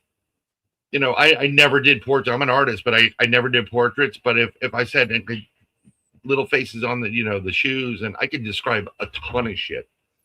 And I got into trouble because I had an interaction with someone named Jesus or Yeshua a while ago, and I could describe his face to a T and what his eyes do. I mean, and this is, I'm not of that faith, and I wasn't born into that. And there he is, and whatever. I'm not going to, go into that because that just causes a whole bunch of problems, you know, for the ultra on this side versus the ultra on the other side. But I think that when they need you to do something, because we were talking about like heaven, hell, the ether. Some of us are doing things that are what we call light worker work. We're helping to fight the good fight for the right part of the work, you know, the spectrum, the good side versus the evil, yin yang. And what they do is when you upload your stuff, like, this is what's transpired, this is what I was thinking, this is my consciousness, this is this. They do a quick analysis, they load it up into the main library, and then they give you certain things that are going to affect you for the next several months or several weeks or whatever. Sometimes and that's where the vagueness comes in. When you actually do something in an experience and you wake up twice as tired as you went to bed because your whole entire system, your soul, your essence, your consciousness was doing what they wanted you to do. Yeah. It's a totally different ball game. But try to explain that on a scientific level to people, and they'll be like, you're effing crazy. Well, I'll give you a great example that relates to what we were talking about before. When I defined idealism as being one mind that fragments to individual centers of subjectivity or identity, right, through a process of dissociation. When you dream, which is the example you just gave, when you dream, right, you identify as you, as the dream avatar. You don't identify as the other people, the horses, the cars, right, the street, the house. But when you wake up, you realize, oh shit, that was all me. One mind dissociated and created all that, but you only identified as you in it. So that's the same modality that we talk about idealism from for a model of what nature or reality is. It's the same concept. It's one mind that fragments, and the individual identifies as separate from, but it's still ultimately one mind that's responsible for everything that is experienced by that dissociative state, which is again how you kind of just described it with the dream. So it's Right. like if God, collective consciousness, the universe, if it wants you to go a certain way, it's going to want you to go a certain way. And how does it communicate that? Sometimes it's through dreams. It communicates that through dreams. And it shouldn't be taken it shouldn't be taken literally, but seriously, because sometimes it is vague, but there Right. is information in there that it wants you to use to go a certain direction. Right. And then it's your job to see if you can get there, or if you take the other way, usually your life turns to shit. So, but it wants you to go a certain way. And dreams is a good way for it to relay that information to you. Right. And, so it's also how, we're talking about perceiving also. There's so many different elements to what's going on. I kind of we have 3 videos, and I want to give them an experience based on what you've shared with us. I also want to copy and paste, so everybody has it in chat, your website. I also want to let everybody know I'm waiting for Lourdes's books to come out, but I think she writes too much anyhow. I will, but it's gonna be some There's time. been rumors of it. Right. Yeah. There is rumors of it. She may hit Ron with a book later, but yeah. Yeah. These are books by Ron Yacovetti. Ron, you also have I want to say it's a course. Yeah. I want to say it was a college course. I always said Yacovetti University. I'm like, I want the shirt because I made it. Oh, that was funny. Yak you. That's actually very funny. That's very funny. I'll put it in the chat real fast. So yeah, those are the books that the publisher on Amazon made that graphic. So they're not in any particular order. Just for example, the one in the middle is the first one. The one on the top right, ITC Technomancy, is the second one. TDSI is the third one. Paranormalization, second from the right, is the fourth one. Afterlife Contact on the far left is the fifth one. The last 2, especially Afterlife Contact, has the most of the idealist philosophy, the metaphysics that we've been talking about throughout the show a little bit. And then I'll put I should have sent it to you before. And it's also on the Gonyak. Oh yeah, it's at the top of the website. That's true. Right, it's going to be at the top of the website. And I joke around because I got books 2 different times from Ron. You did, and I like the personalized books, so this is something about it. And I always joke around. I'm like, I like what you wrote here. It's called The Diet. Best wishes, Ron. Ron Yacovetti. I didn't write that. I'm like, I'm joking. I'll put it in the private chat. Actually, it wouldn't let me put it in the public chat for some reason. Oh, really? Yeah. I will go to the private chat sector. You failed to post to Sir Bryan Bowden. Yeah, it did say that. It has failed to. It knows this your comment royalty. has failed to post to Sir Bryan Bowden. I'm trying to, with all this crap in there. Oh, there it is. They keep moving shit around, and I'm tired of it. I don't like. I'm not really a big fan of this process. I appreciate you plugging the course thing. The course, it takes a metaphysical perspective on. I took a lot of what influence that we both had through Dr. Bernardo Kastrup's Analytic Idealist philosophy and some of the other stuff I've read and been studying for the last number of years. And I've reapproached some of the theories, ideas, and concepts in the paranormal that I think need to be revisited, that I think have either outlived their lack of any empirical grounding or their incoherency. And at the same time, I think that a lot of these things, as experiences go, are legitimate. But everybody, like I said before, is in an effort to vie for credibility, they're invoking science at all costs, but then because they don't have a metaphysical awareness of where their position is, they're conflicting with the same science. So one of the course videos is an example. I speak to the phenomena of stone tape theory, or the theory of stone tape theory, psychometry, and then even one of them takes a position that there's no such thing as a residual haunting based on how it's categorized and how it's defined. So it's interesting. It's thought provoking. It's not a here it is, I have the answers, buy my course. No, I made it very low as price. I asked a bunch of people pricing, and everybody who gave me a suggested price before I released it was way higher than I was going. I just want it to sustain itself so it's not costing me to have it there, but I didn't want it to be out of reach for people. But that's all it is. Challenging a lot of the concepts and ideas that have lived in the paranormal far too long. What we call stone tape or psychometry, do I believe those things happen? Yes. Do the explanations that have been floating around for years do them service or justice? Absolutely not. They completely fall apart, but I think the experiences happen. So what I'm trying to do is present an alternative. Right. To how we can explain them. I'll tell you, that's a pet peeve, the science thing. I don't know if you've ever done Spaced Out Radio with Dave Scott. I don't know if you haven't.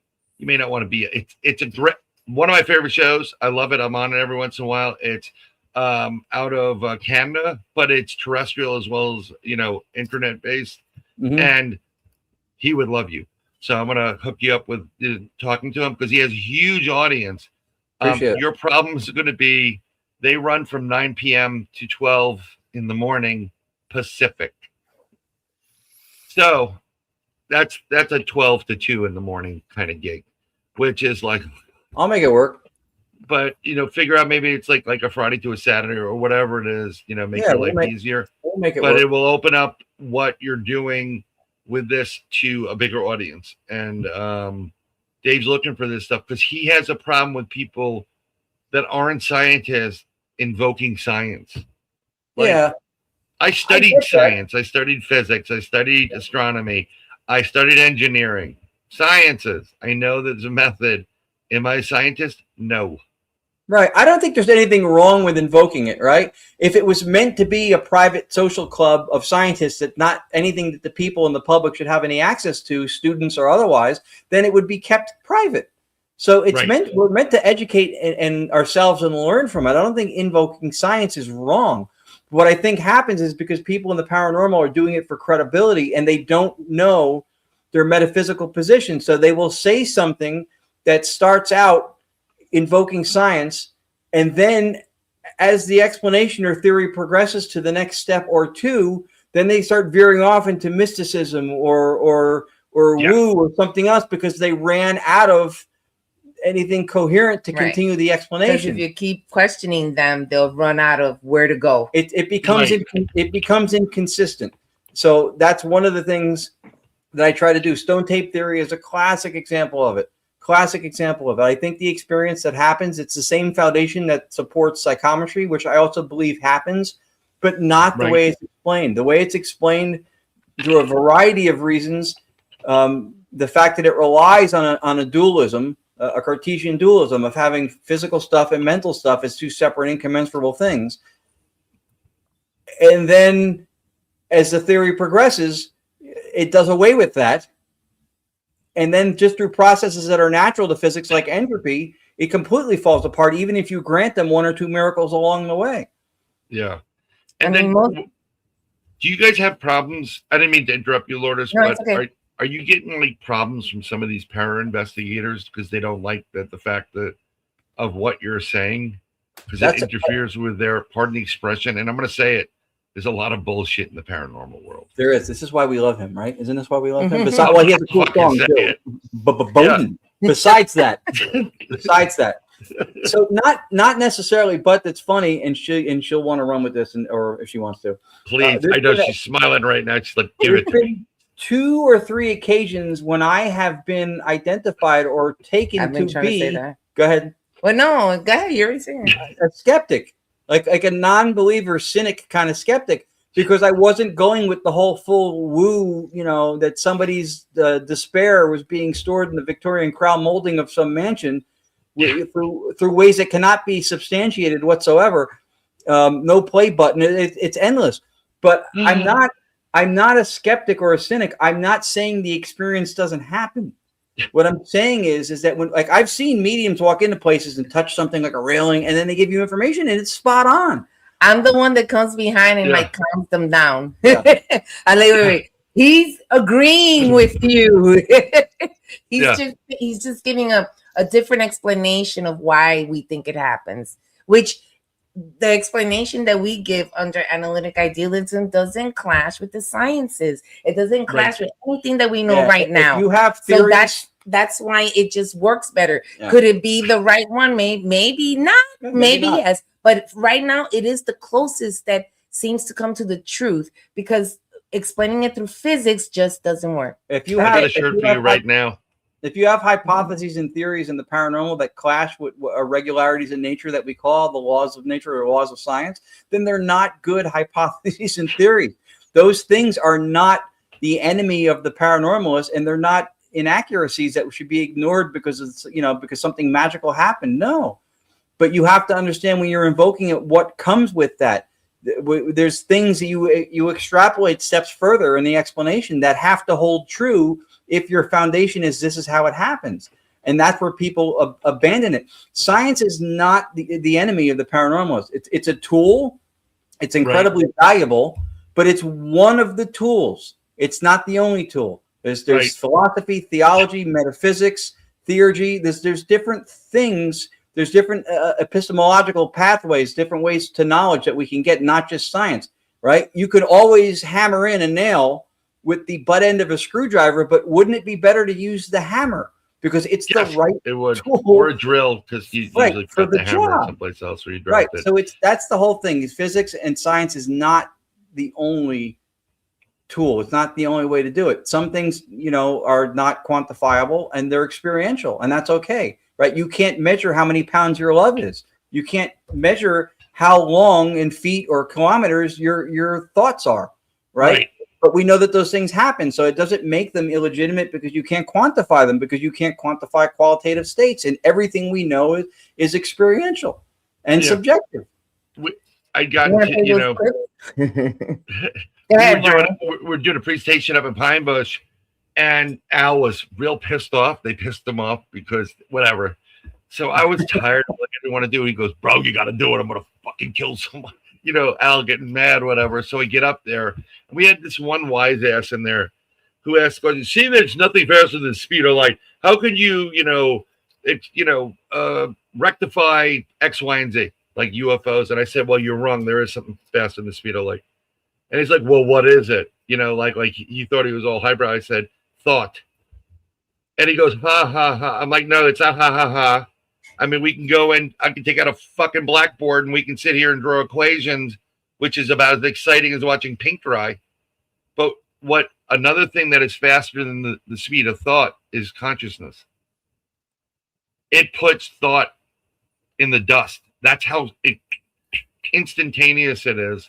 And when you were talking about the theories and whatever, and I just, I don't like when people start to try to one-up somebody. I'm not here to one-up you. I'm not going to embarrass you. I'm not going to call you out.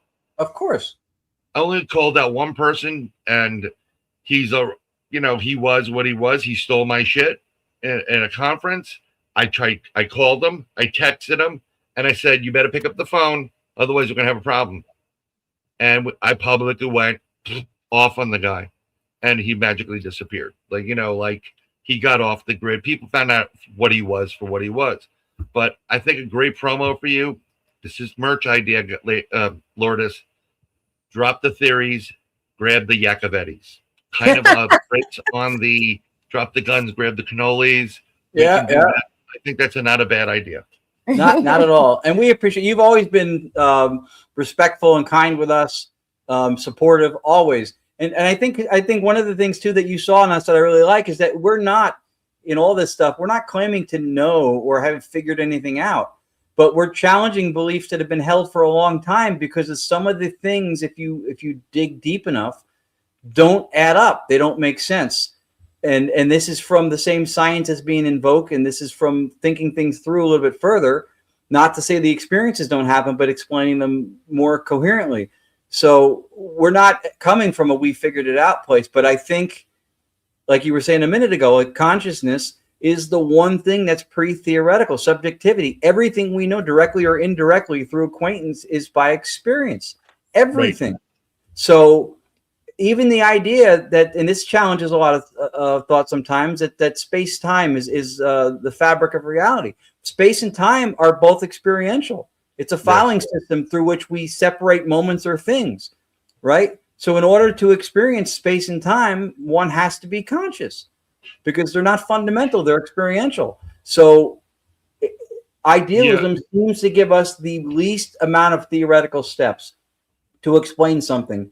And not saying it's the right answer, but if you go with the idea of Occam's razor and the fewest steps without, of course, cutting things out that are necessary, then you have universal consciousness, which can also be analogous to, you're referring to the Akashic records, right? So you have that, and you have an explanation through dissociation of where we have fragmented individual centers of identity.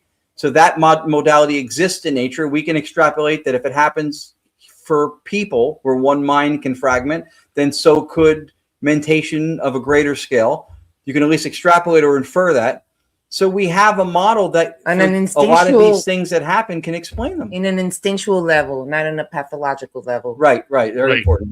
Yes, right. We're not saying the cosmos need to be cured. It's not a pathology.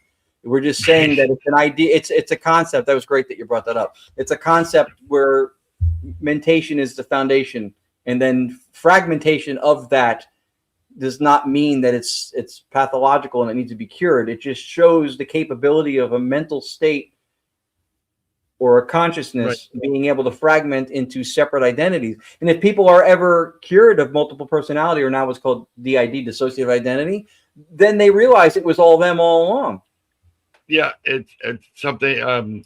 Yes, I agree. Everyone's evolving at a different level. Everybody does evolve at a different level, and actually before we were doing all these different things, because we joke around a lot on the show, and I have 3 females in my life that are trained to kill me.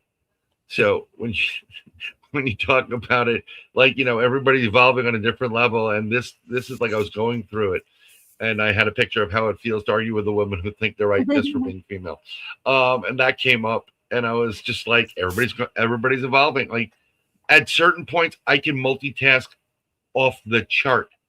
At other points, I can't. And we separate people between men and women and different things, and we have these theories that, like, well, you wouldn't get it, you don't know anything about cars. Yeah, well, my kid's mom, I used to love when she would bring the car in, because she took a road test in a tow truck. Her dad was a mechanic, and I would go because I knew the manager. I'd go, watch this, want to have some fun, watch this. And the guy's trying to sell her and treat her like a woman, and she's like, bullshit, you're gonna do bump, you can drop it. And the guy's like, okay, I'm sorry, I'll just take care of it. And we're sitting there. I don't judge people because they're on different perspectives and different ways of evolving, or male or female, or even some of the young kids today come in with a wealth of knowledge, and people can't figure out how they've gotten this part of the idealism that you're talking about, and they're able to wrap their minds around certain things.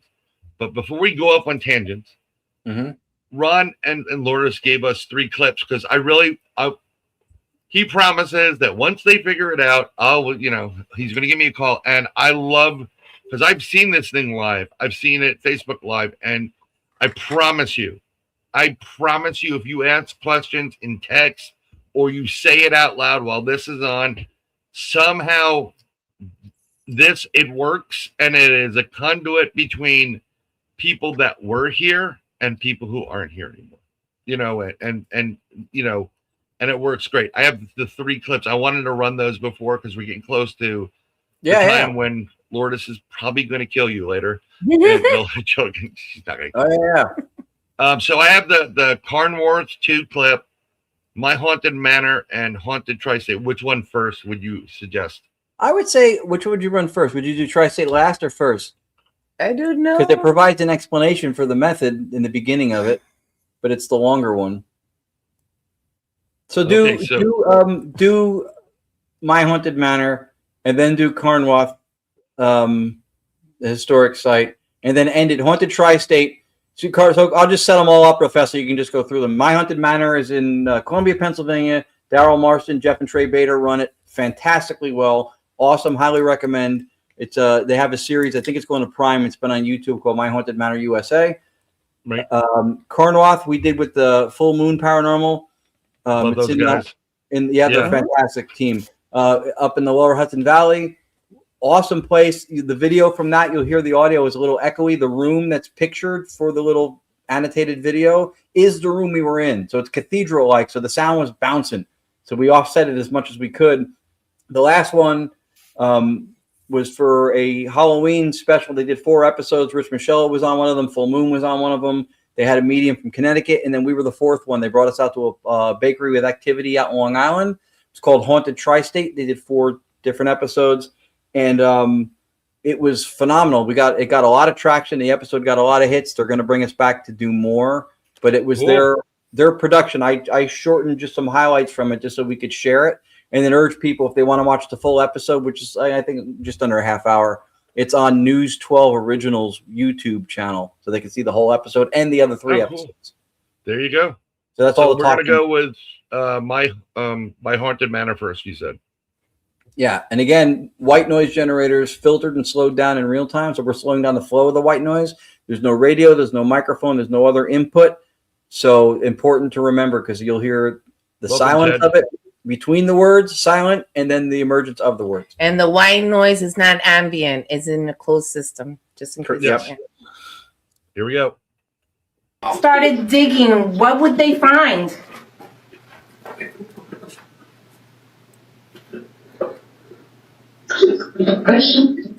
Person. Oh my God! Yeah. Oh my God! Yeah, ask the person. Is it a male or a female person? Male or female? Woman. Woman.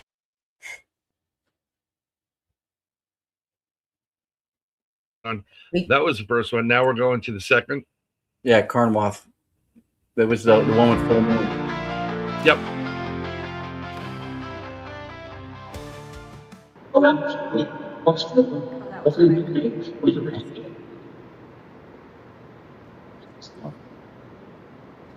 How many spirits are in here with us?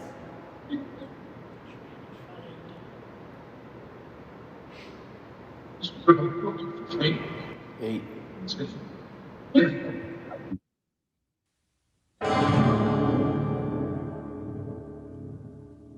It's lagging. Is it lagging for you too? Yeah, it's lagging just a little bit.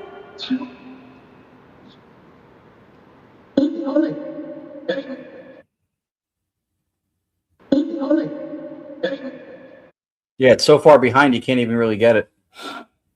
That's odd. Ignore it. Yeah. One of the reasons we don't let people stream to run it live. Look what it did here. Crazy.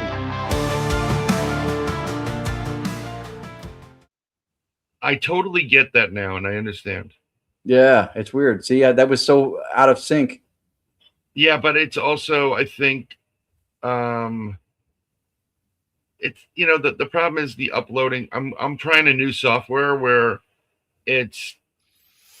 you don't have to worry about the uploading as much. It just plays it right off the side, and so you're going to get most of your power out of it. And I'm going to add the next one, which is the Haunted Tri-State. Hopefully it's not behind, because that one's a little bit longer. Yeah, it's already behind. It's already the Digital Séance maybe Experience restart it. I don't even white. see it. Hold on. I could always even try to share it from here if you need me to. You try to share it from there, and maybe it'll work faster. You can add it to. I can share an individual window. You know what we can do? I can probably do a QuickTime with it, if you'd like. All right. I mean, if you want to do QuickTime. So this one is the Haunted Tri-State. So I'm going to remove this from the studio, and then I'm going to bring up this video with the QuickTime, and then we'll where is it? Haunted Tri-State. Open with QuickTime. Because that may make it work faster than it's. Ted Von Son watching. Hey, Ted. Hey, Ted. So if we did not Ted's there. acknowledge you before, we apologize. It's the first we're seeing. We don't always see the chat. Sometimes it's in the side of the window when we're full screen, but sometimes it's not even there. So we didn't see him. Sorry about that. I'm sharing this screen. Just give me 1 second here, and hopefully it works. I'm going to hit share, and hopefully, let me know when it's fully in. into the. Yeah. There we go. Share with now sound. Let me try it, because now I'm just going to go directly from this. No sound, no.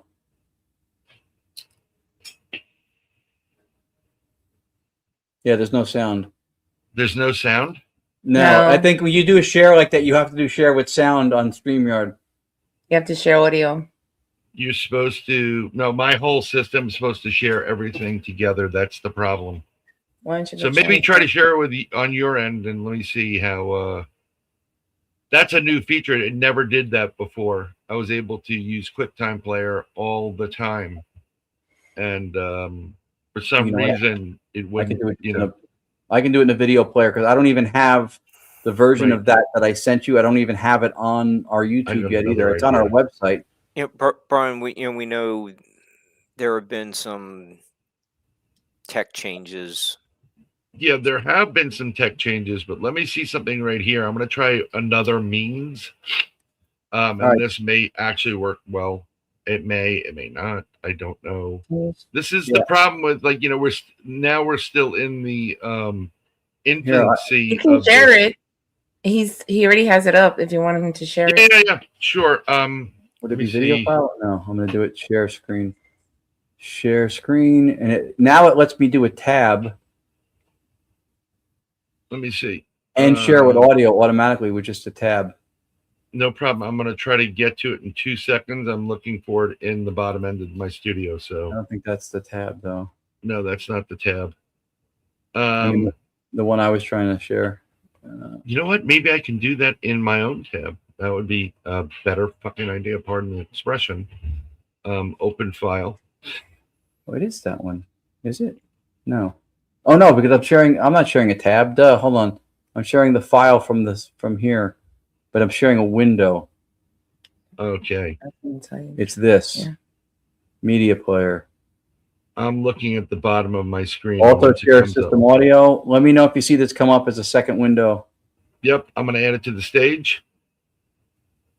Okay, that's full screen enough. All right. And then hit play, and we'll see if the audio is up. You see the volume? Yep, it's up there. All right.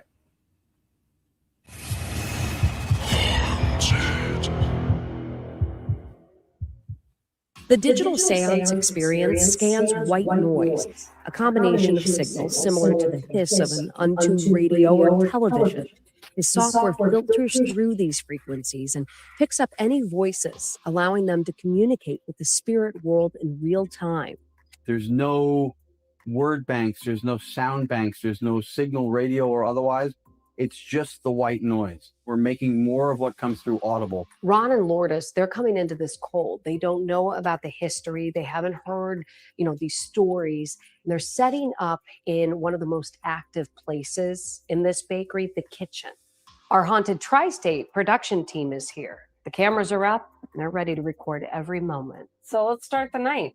One of the first things we hear is... In the basement? Is there a basement here? No. That's true. Okay, that got weird quickly. And then just 5 minutes after we started, we hear two names. How many people are here tonight? Virginia.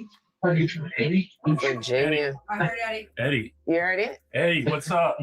Wait, let's play that back. Virginia. Eddie. Okay, is this the Eddie that we've been hearing a lot about? Is he trying to communicate to us and letting us know that he's here tonight? Eddie, were you here when this was not a bakery? Yes. Yes. Okay, it looks like Eddie is coming through, but there was another name mentioned.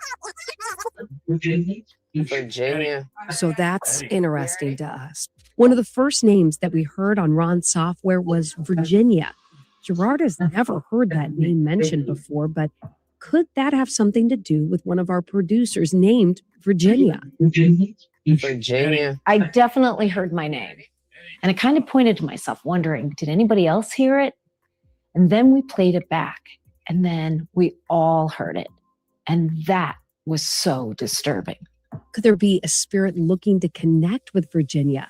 But a name that they have heard before comes up right away, and that's Eddie. He seems to be dominating the paranormal's conversation. Eddie? I heard Eddie. Eddy. You heard it? Eddie, what's up? Being a trickster. Eddie, you're the guy who plays pranks around here, right? That's me. That's me.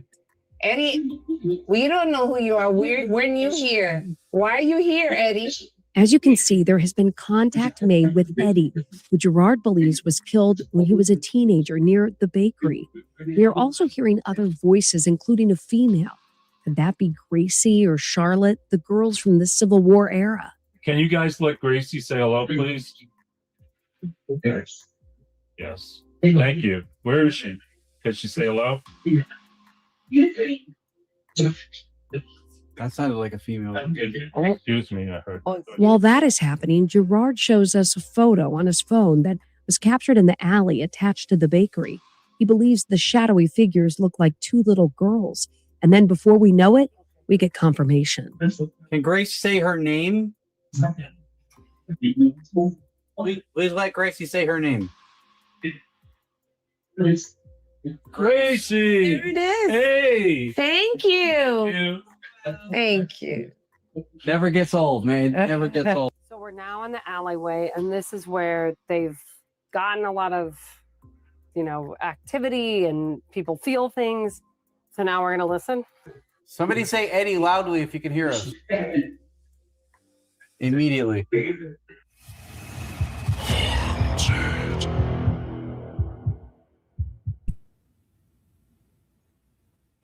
So there you have it. Yep. Thank you very much for sharing that. I mean, you got to experience this in real time, real people.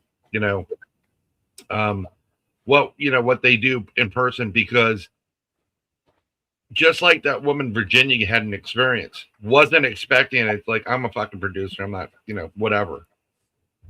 I love when people that are not expecting or don't even buy into it get something, because it validates the damn thing. Yeah. I love that. Speaking of which, when I was filming for Hudson Valley UFO, whatever it was, and we're there, and I told the producer, I said, I have a way through years of bringing in craft and a certain, like, it's almost like a calling. Boom, I'm going to bring in a UFO that night. He's laughing. Yeah, whatever. So through techniques that I use with sound, frequency, vibration, and resonance, we're at this lake, and we have Mark D'Antonio, which you may know. You know who Mark is. We met him before. Yeah. And then we have Ben Hansen's there, and they had Melissa Title. So Al was there, and they happened to get a new director. The old guy, Hayden, it was during COVID, so he kept testing positive. So they brought this woman in. Her name is Layla, but it's the Arabic Layla. It's not Layl, A. It's with an H, and it's a little bit different. And she was in as a director. So I start ramping it up. I put the sound, the frequency, vibration in there. We get these things coming in. Mark D'Antonio can't figure the damn thing out. Ben is like, holy crap. And the producer / director's like, you weren't kidding. I said, I told you, I'm bringing shit in. We were using a phonetic generator. The first word that came off of that thing was Layla, and that was her name. And I said, it just mentioned your name, Layla. That scared the shit out of her. And she literally moved away from the production. Like, no way. No. I'm like, welcome to the wonderful world of film and the paranormal, because they like you and they want to talk to you. And what Lourdes and Ron do with this seance and this new technique with the white noise generator, it's out of this world. And I wish we could do it live, because 9 out of 10 times, I mean, almost every time, even when I went in, I kept coming back to your room because there were seats there. I gotta be honest. And usually Flip would come in and start chat. And, everybody was coming in, Anthony would come in, and it was just fun to hang out with you guys. But no kidding, you'd hear your name being called, you'd hear your name mentioned, you definitely hear Semelli's name. It's like, where is he? He's like, he's coming, And there's certain. This is not a Ouija board. I saw. Yeah, I forgot. Bigfoot. Phage. It's not a Ouija board. It doesn't. It's not. It's not telegraphy. Yeah. Yeah. This is. It's like having just enough energy to make that call. I'm okay. Or in the old days, a collect call from pick my ass up at 235th Street. Like, you know, that's what it is. And you have these dialogues going back and forth. It never gets old. Like you said, never gets old. I wish we could do this live, but we'll work it out. We'll work it out. Yeah, it's a modulation of what our senses don't normally pick up, right? What we sense for the purposes is what's salient for survival, right? Spirit voices or consciousness or whatever this is not one of those things. But in the same way that it's not some kind of a mystical woo thing to experience terrestrial radio, which is flying past all of our heads right now, but we don't receive those frequencies. We don't hear those, right? Yeah. What does the radio do? It modulates the experience so that it is within our range of hearing, and then now we hear music. So it's similar to that, where this is something that is happening around us. We believe that it's consciousness that we are within. We are not separate from consciousness, and so it's there, and we're just doing something that is taking a non-detectable, non-physical signal and making it at least detectable through what we think is an intermodulation. We used to go on to the idea of stochastic resonance, but for that to be true, it would have to match one of the frequencies in the white noise, and if it did, then it would be physical, detectable, and audible, and it's not. Yeah. So, oh yeah, Ted's a good guy. Awesome. I know. Ted's a great guy. We had a great time when we went up and did this Paracon up in Rochester a couple years ago, and I think the year after that it was on a holiday or something, or it was close to Father's Day, and we couldn't, you know. I think Ted asked me, and I was like, I just moved to Florida. I would have done it, but I was conflicting with something else. And, you know, Ted's always been a great guy, rock solid from the first time I met him. You shirt off your back type of person. He's just a wonderful human being. But I don't want to keep you any longer than you have to, because the time is well past the 2-hour mark, and I don't want you to kill me for having you. The motherfucker kept me on too long. Can you tell everybody where they can, if they have questions or comments, and also if they want to see you live in person or doing this live in person, where they can contact you and get that done, and your social stuff, which is in the chat anyhow, the description. I can actually, I'll do a share screen one more time if it makes it easier for you. And the audio is not, the audio is immaterial at this point. We don't need it. But so that's, I'll go to the site. So that's our site, our website. So on the top, it's got event details, which if you can see it, scroll down. So this is all the events we have scheduled right now. It's gagnacparanormal.com. Yeah, gagnacparanormal.com. So it's got the upcoming events, and as we get them, I try to update them once there's flyers for them. So we're in New Orleans, Maine, Underworld, Massachusetts. It's got some of the academic essays I've written. There's 5 of them there. You see 4. It's got some of the video samples, including stuff we just saw. Information here. It's got to contact us through email, and then this button right here on the bottom is the link to the course videos. We have a YouTube page. YouTube page. And here, just if you can see this, since this is kind of relevant to what we were talking about before, the testimonials page. If you look at the first one, this was the retired police officer who was just at the Jersey Expo. And the one right below it here, Brenda McKay, that's the woman with the mentioned cookies. Oh, cool. So those are 2 of them. So people send us these. We don't farm for these. They send it to us. They send it to us, and then we ask permission before we post it, and we offer to do it anonymously. But so this gentleman gave us his name to post, but I had already put it up anonymously just because it was so impactful for all of us. But so we have the testimonials page with just some of those. Mention the YouTube page. Mention your courses. Right, and then the YouTube channel that we have is Gagnac Paranormal. Same thing as you see here, Gagnac, GONYAC Paranormal is the YouTube page. We have Facebook pages under our individual names. We have one that's called Analytic Idealism. Analytic, Idealism, and Paranormality. And Paranormality. And then the other one is the Digital Séance Experience page. Right. Yeah, I think I've membered 3 of them. Yeah. Go ahead, mention. Go ahead. I'm sorry. No. I I've been fan, so I follow and I like and subscribe, and I don't need cookies or anything like that. I do. It's what you do with your friends and people that you care about and you really respect. And you've shown us all that, and we're extremely grateful. You've always been supportive. You always show up to be a part of what it is we're doing and participate and hang out with us. So you're great people. What do we have coming up? So in January we have the Hanover Paracon. Hanover Tavern Paracon in Virginia, Hanover, Virginia. Right. And then before that, on January 17th, we're doing something with Krista Cesare, the True Haunting Netflix thing, an online event. Genesee. Yeah, I know Chris. Yeah, explaining his thing. So those are the 2 events. Because of the idealist metaphysics and stuff, we're doing some online events, and we've spoken with him at the Liberty Science Center in October.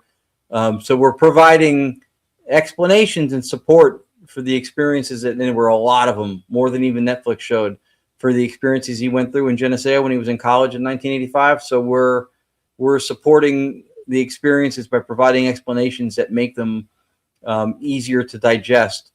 We're doing a fundraiser at SK Pierce in Massachusetts on January 24th. Yeah, Hanover's the 30th and 31st. That's after that.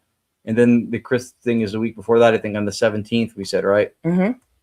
It must be, I know it's a lot of work and going to and from, but I always see that the adventure, like you guys are in the car, like adventure begins. It's always the picture. Yeah. Mark is in the West Virginia Mountain Mama area. And hopefully you can get to the Hanover event, which is that'd be great. Yeah. We'd love to meet you if you can make it down. It's a great, it's not one of the massive Paracons, but it's a well populated with attendees Paracon. It does sound very interesting. And it's really well run. It's nice. Yeah. It's a great group of people. It's a great group of people. Yeah. And you can pick up some shine when you're down there, Yeah. Moonshine is great for Paracons, Yeah. That's right. I should just, maybe I just put you guys in touch with, I think what you do and taking it on the road would, do something in Roswell, they said. We did go to the. Oh, go ahead. I'm sorry, Brian. No. I just think there's so many other places you can go to right there.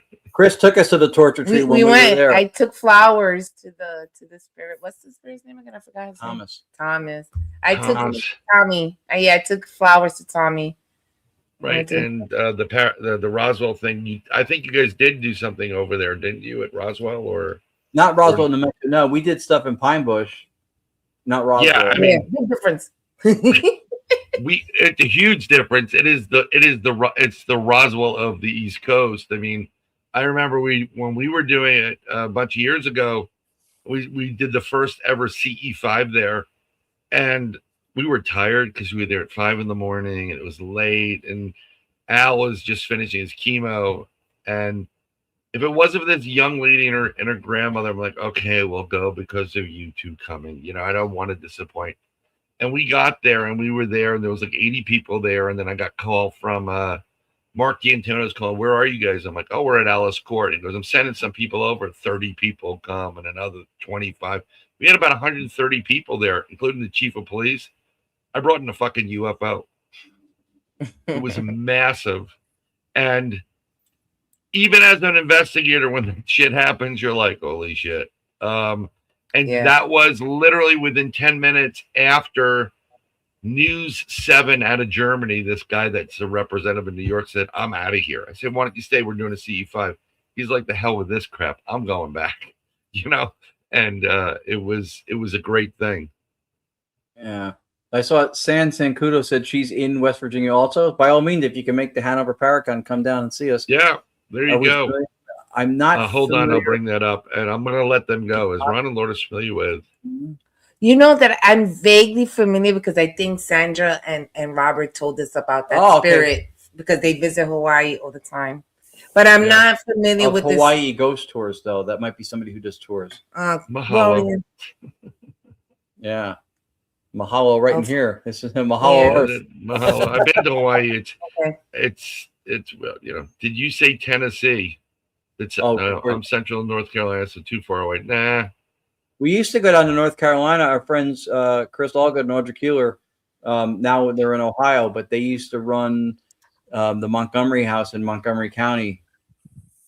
And that was a great place. We investigated with them. Tennessee. I'm working my third book. We should get to Ted. Yeah, Ted, we'd love to see you. You're not exactly around the corner, but if we can figure out a way to do it. Exactly. Yeah, we know. A little bit far It was great. We loved hanging out with Ted. We talked to him in Gettysburg when he was down there, and we said we went up to Rochester when we were able to do it.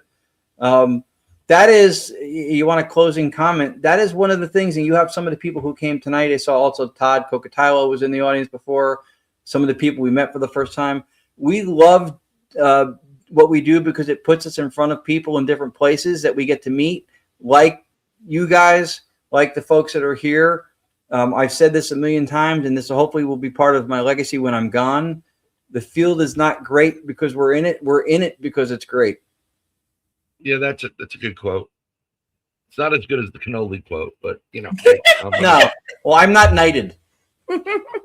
I can knight you just coming. Well, you're in Jersey. Well, whatever. My royalty in Jersey doesn't extend beyond White Castle. It's jurisdictions. Yeah, it doesn't start beyond White Castle. That's great. But I'm going to let you guys go. Thank you very much for coming on. Mark, do you have any other questions or anything from Ron and Lourdes? Hopefully, Lourdes, I get to see you when you come to Florida. You know, even just say hi. I told Ron, like, well, if she's going there, come on over here. Yeah. Yeah. Anything more? You know, your field is not my forte, but I really enjoyed sitting here and learning from your experiences and what you're doing. I thought you were just very eloquent.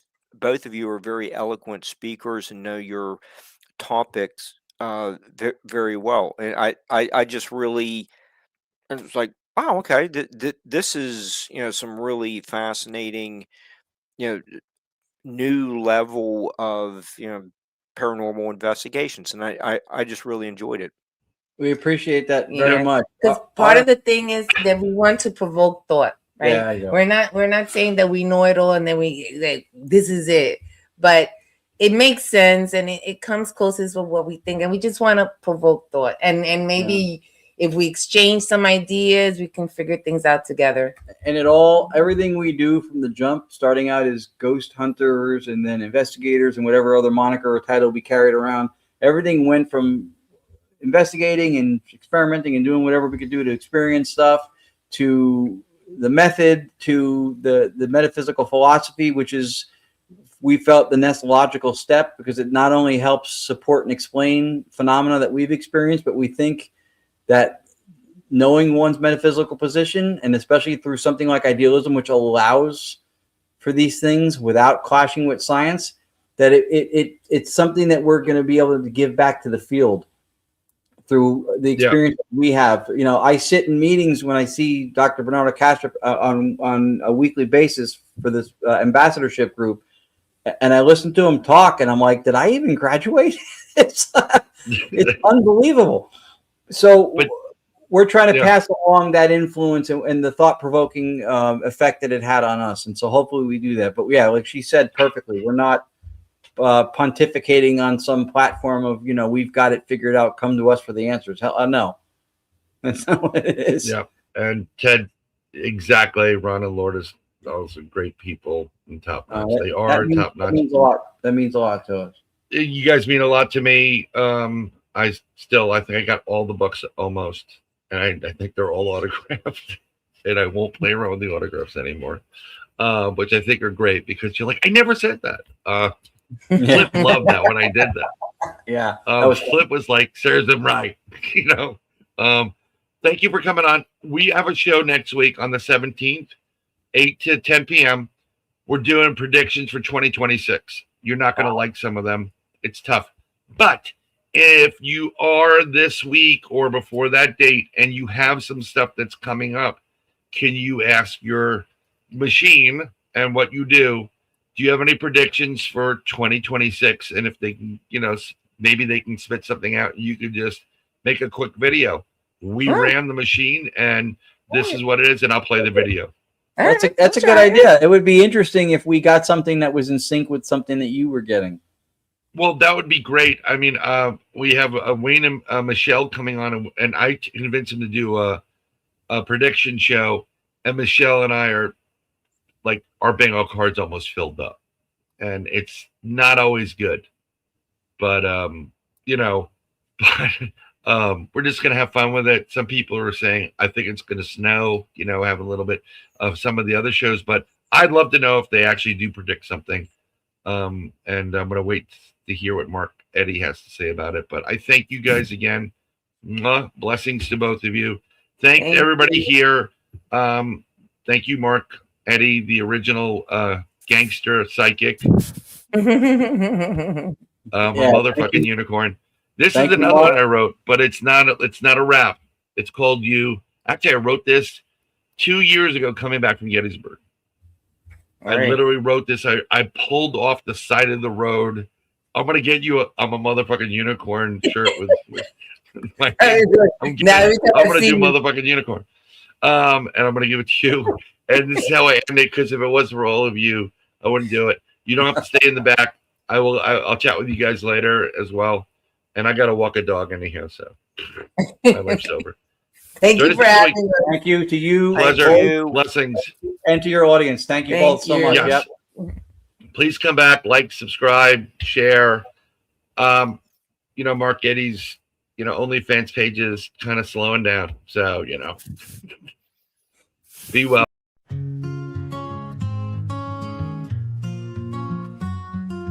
You, it's always been you. God showed me you. I have been searching decades for you. I found you, I lost you. My heart is broken without you. My soul aches for you. I need you, I want you. My days are filled with you. I've seen the future with you. My home is with you. I have felt the future with you.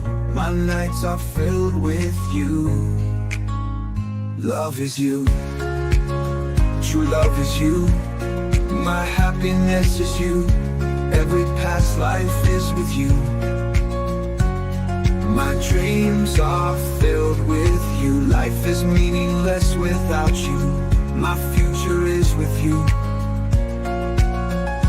I will fight for you. I will defend you. I will give up my life for you. Whatever it takes for you. Nothing else matters but you. I love you. I love you. I love you. God showed me you. I have been searching decades for you. I found you, I lost you. My heart is broken without you. My soul aches for you. I need you, I want you. My days are filled with you. I have seen the future with you. My home is with you. I have felt the future with you. My nights are filled with you. Love is you, true love is you. Love is you, true love is you. My happiness is you. Every past life is with you. My dreams are filled with you. Life is meaningless without you. My future is with you. I will fight for you. I will defend you. I will give up my life for you. Whatever it takes for you. Nothing else matters but you. I love you. I love you. Life is meaningless without you. My future is with you.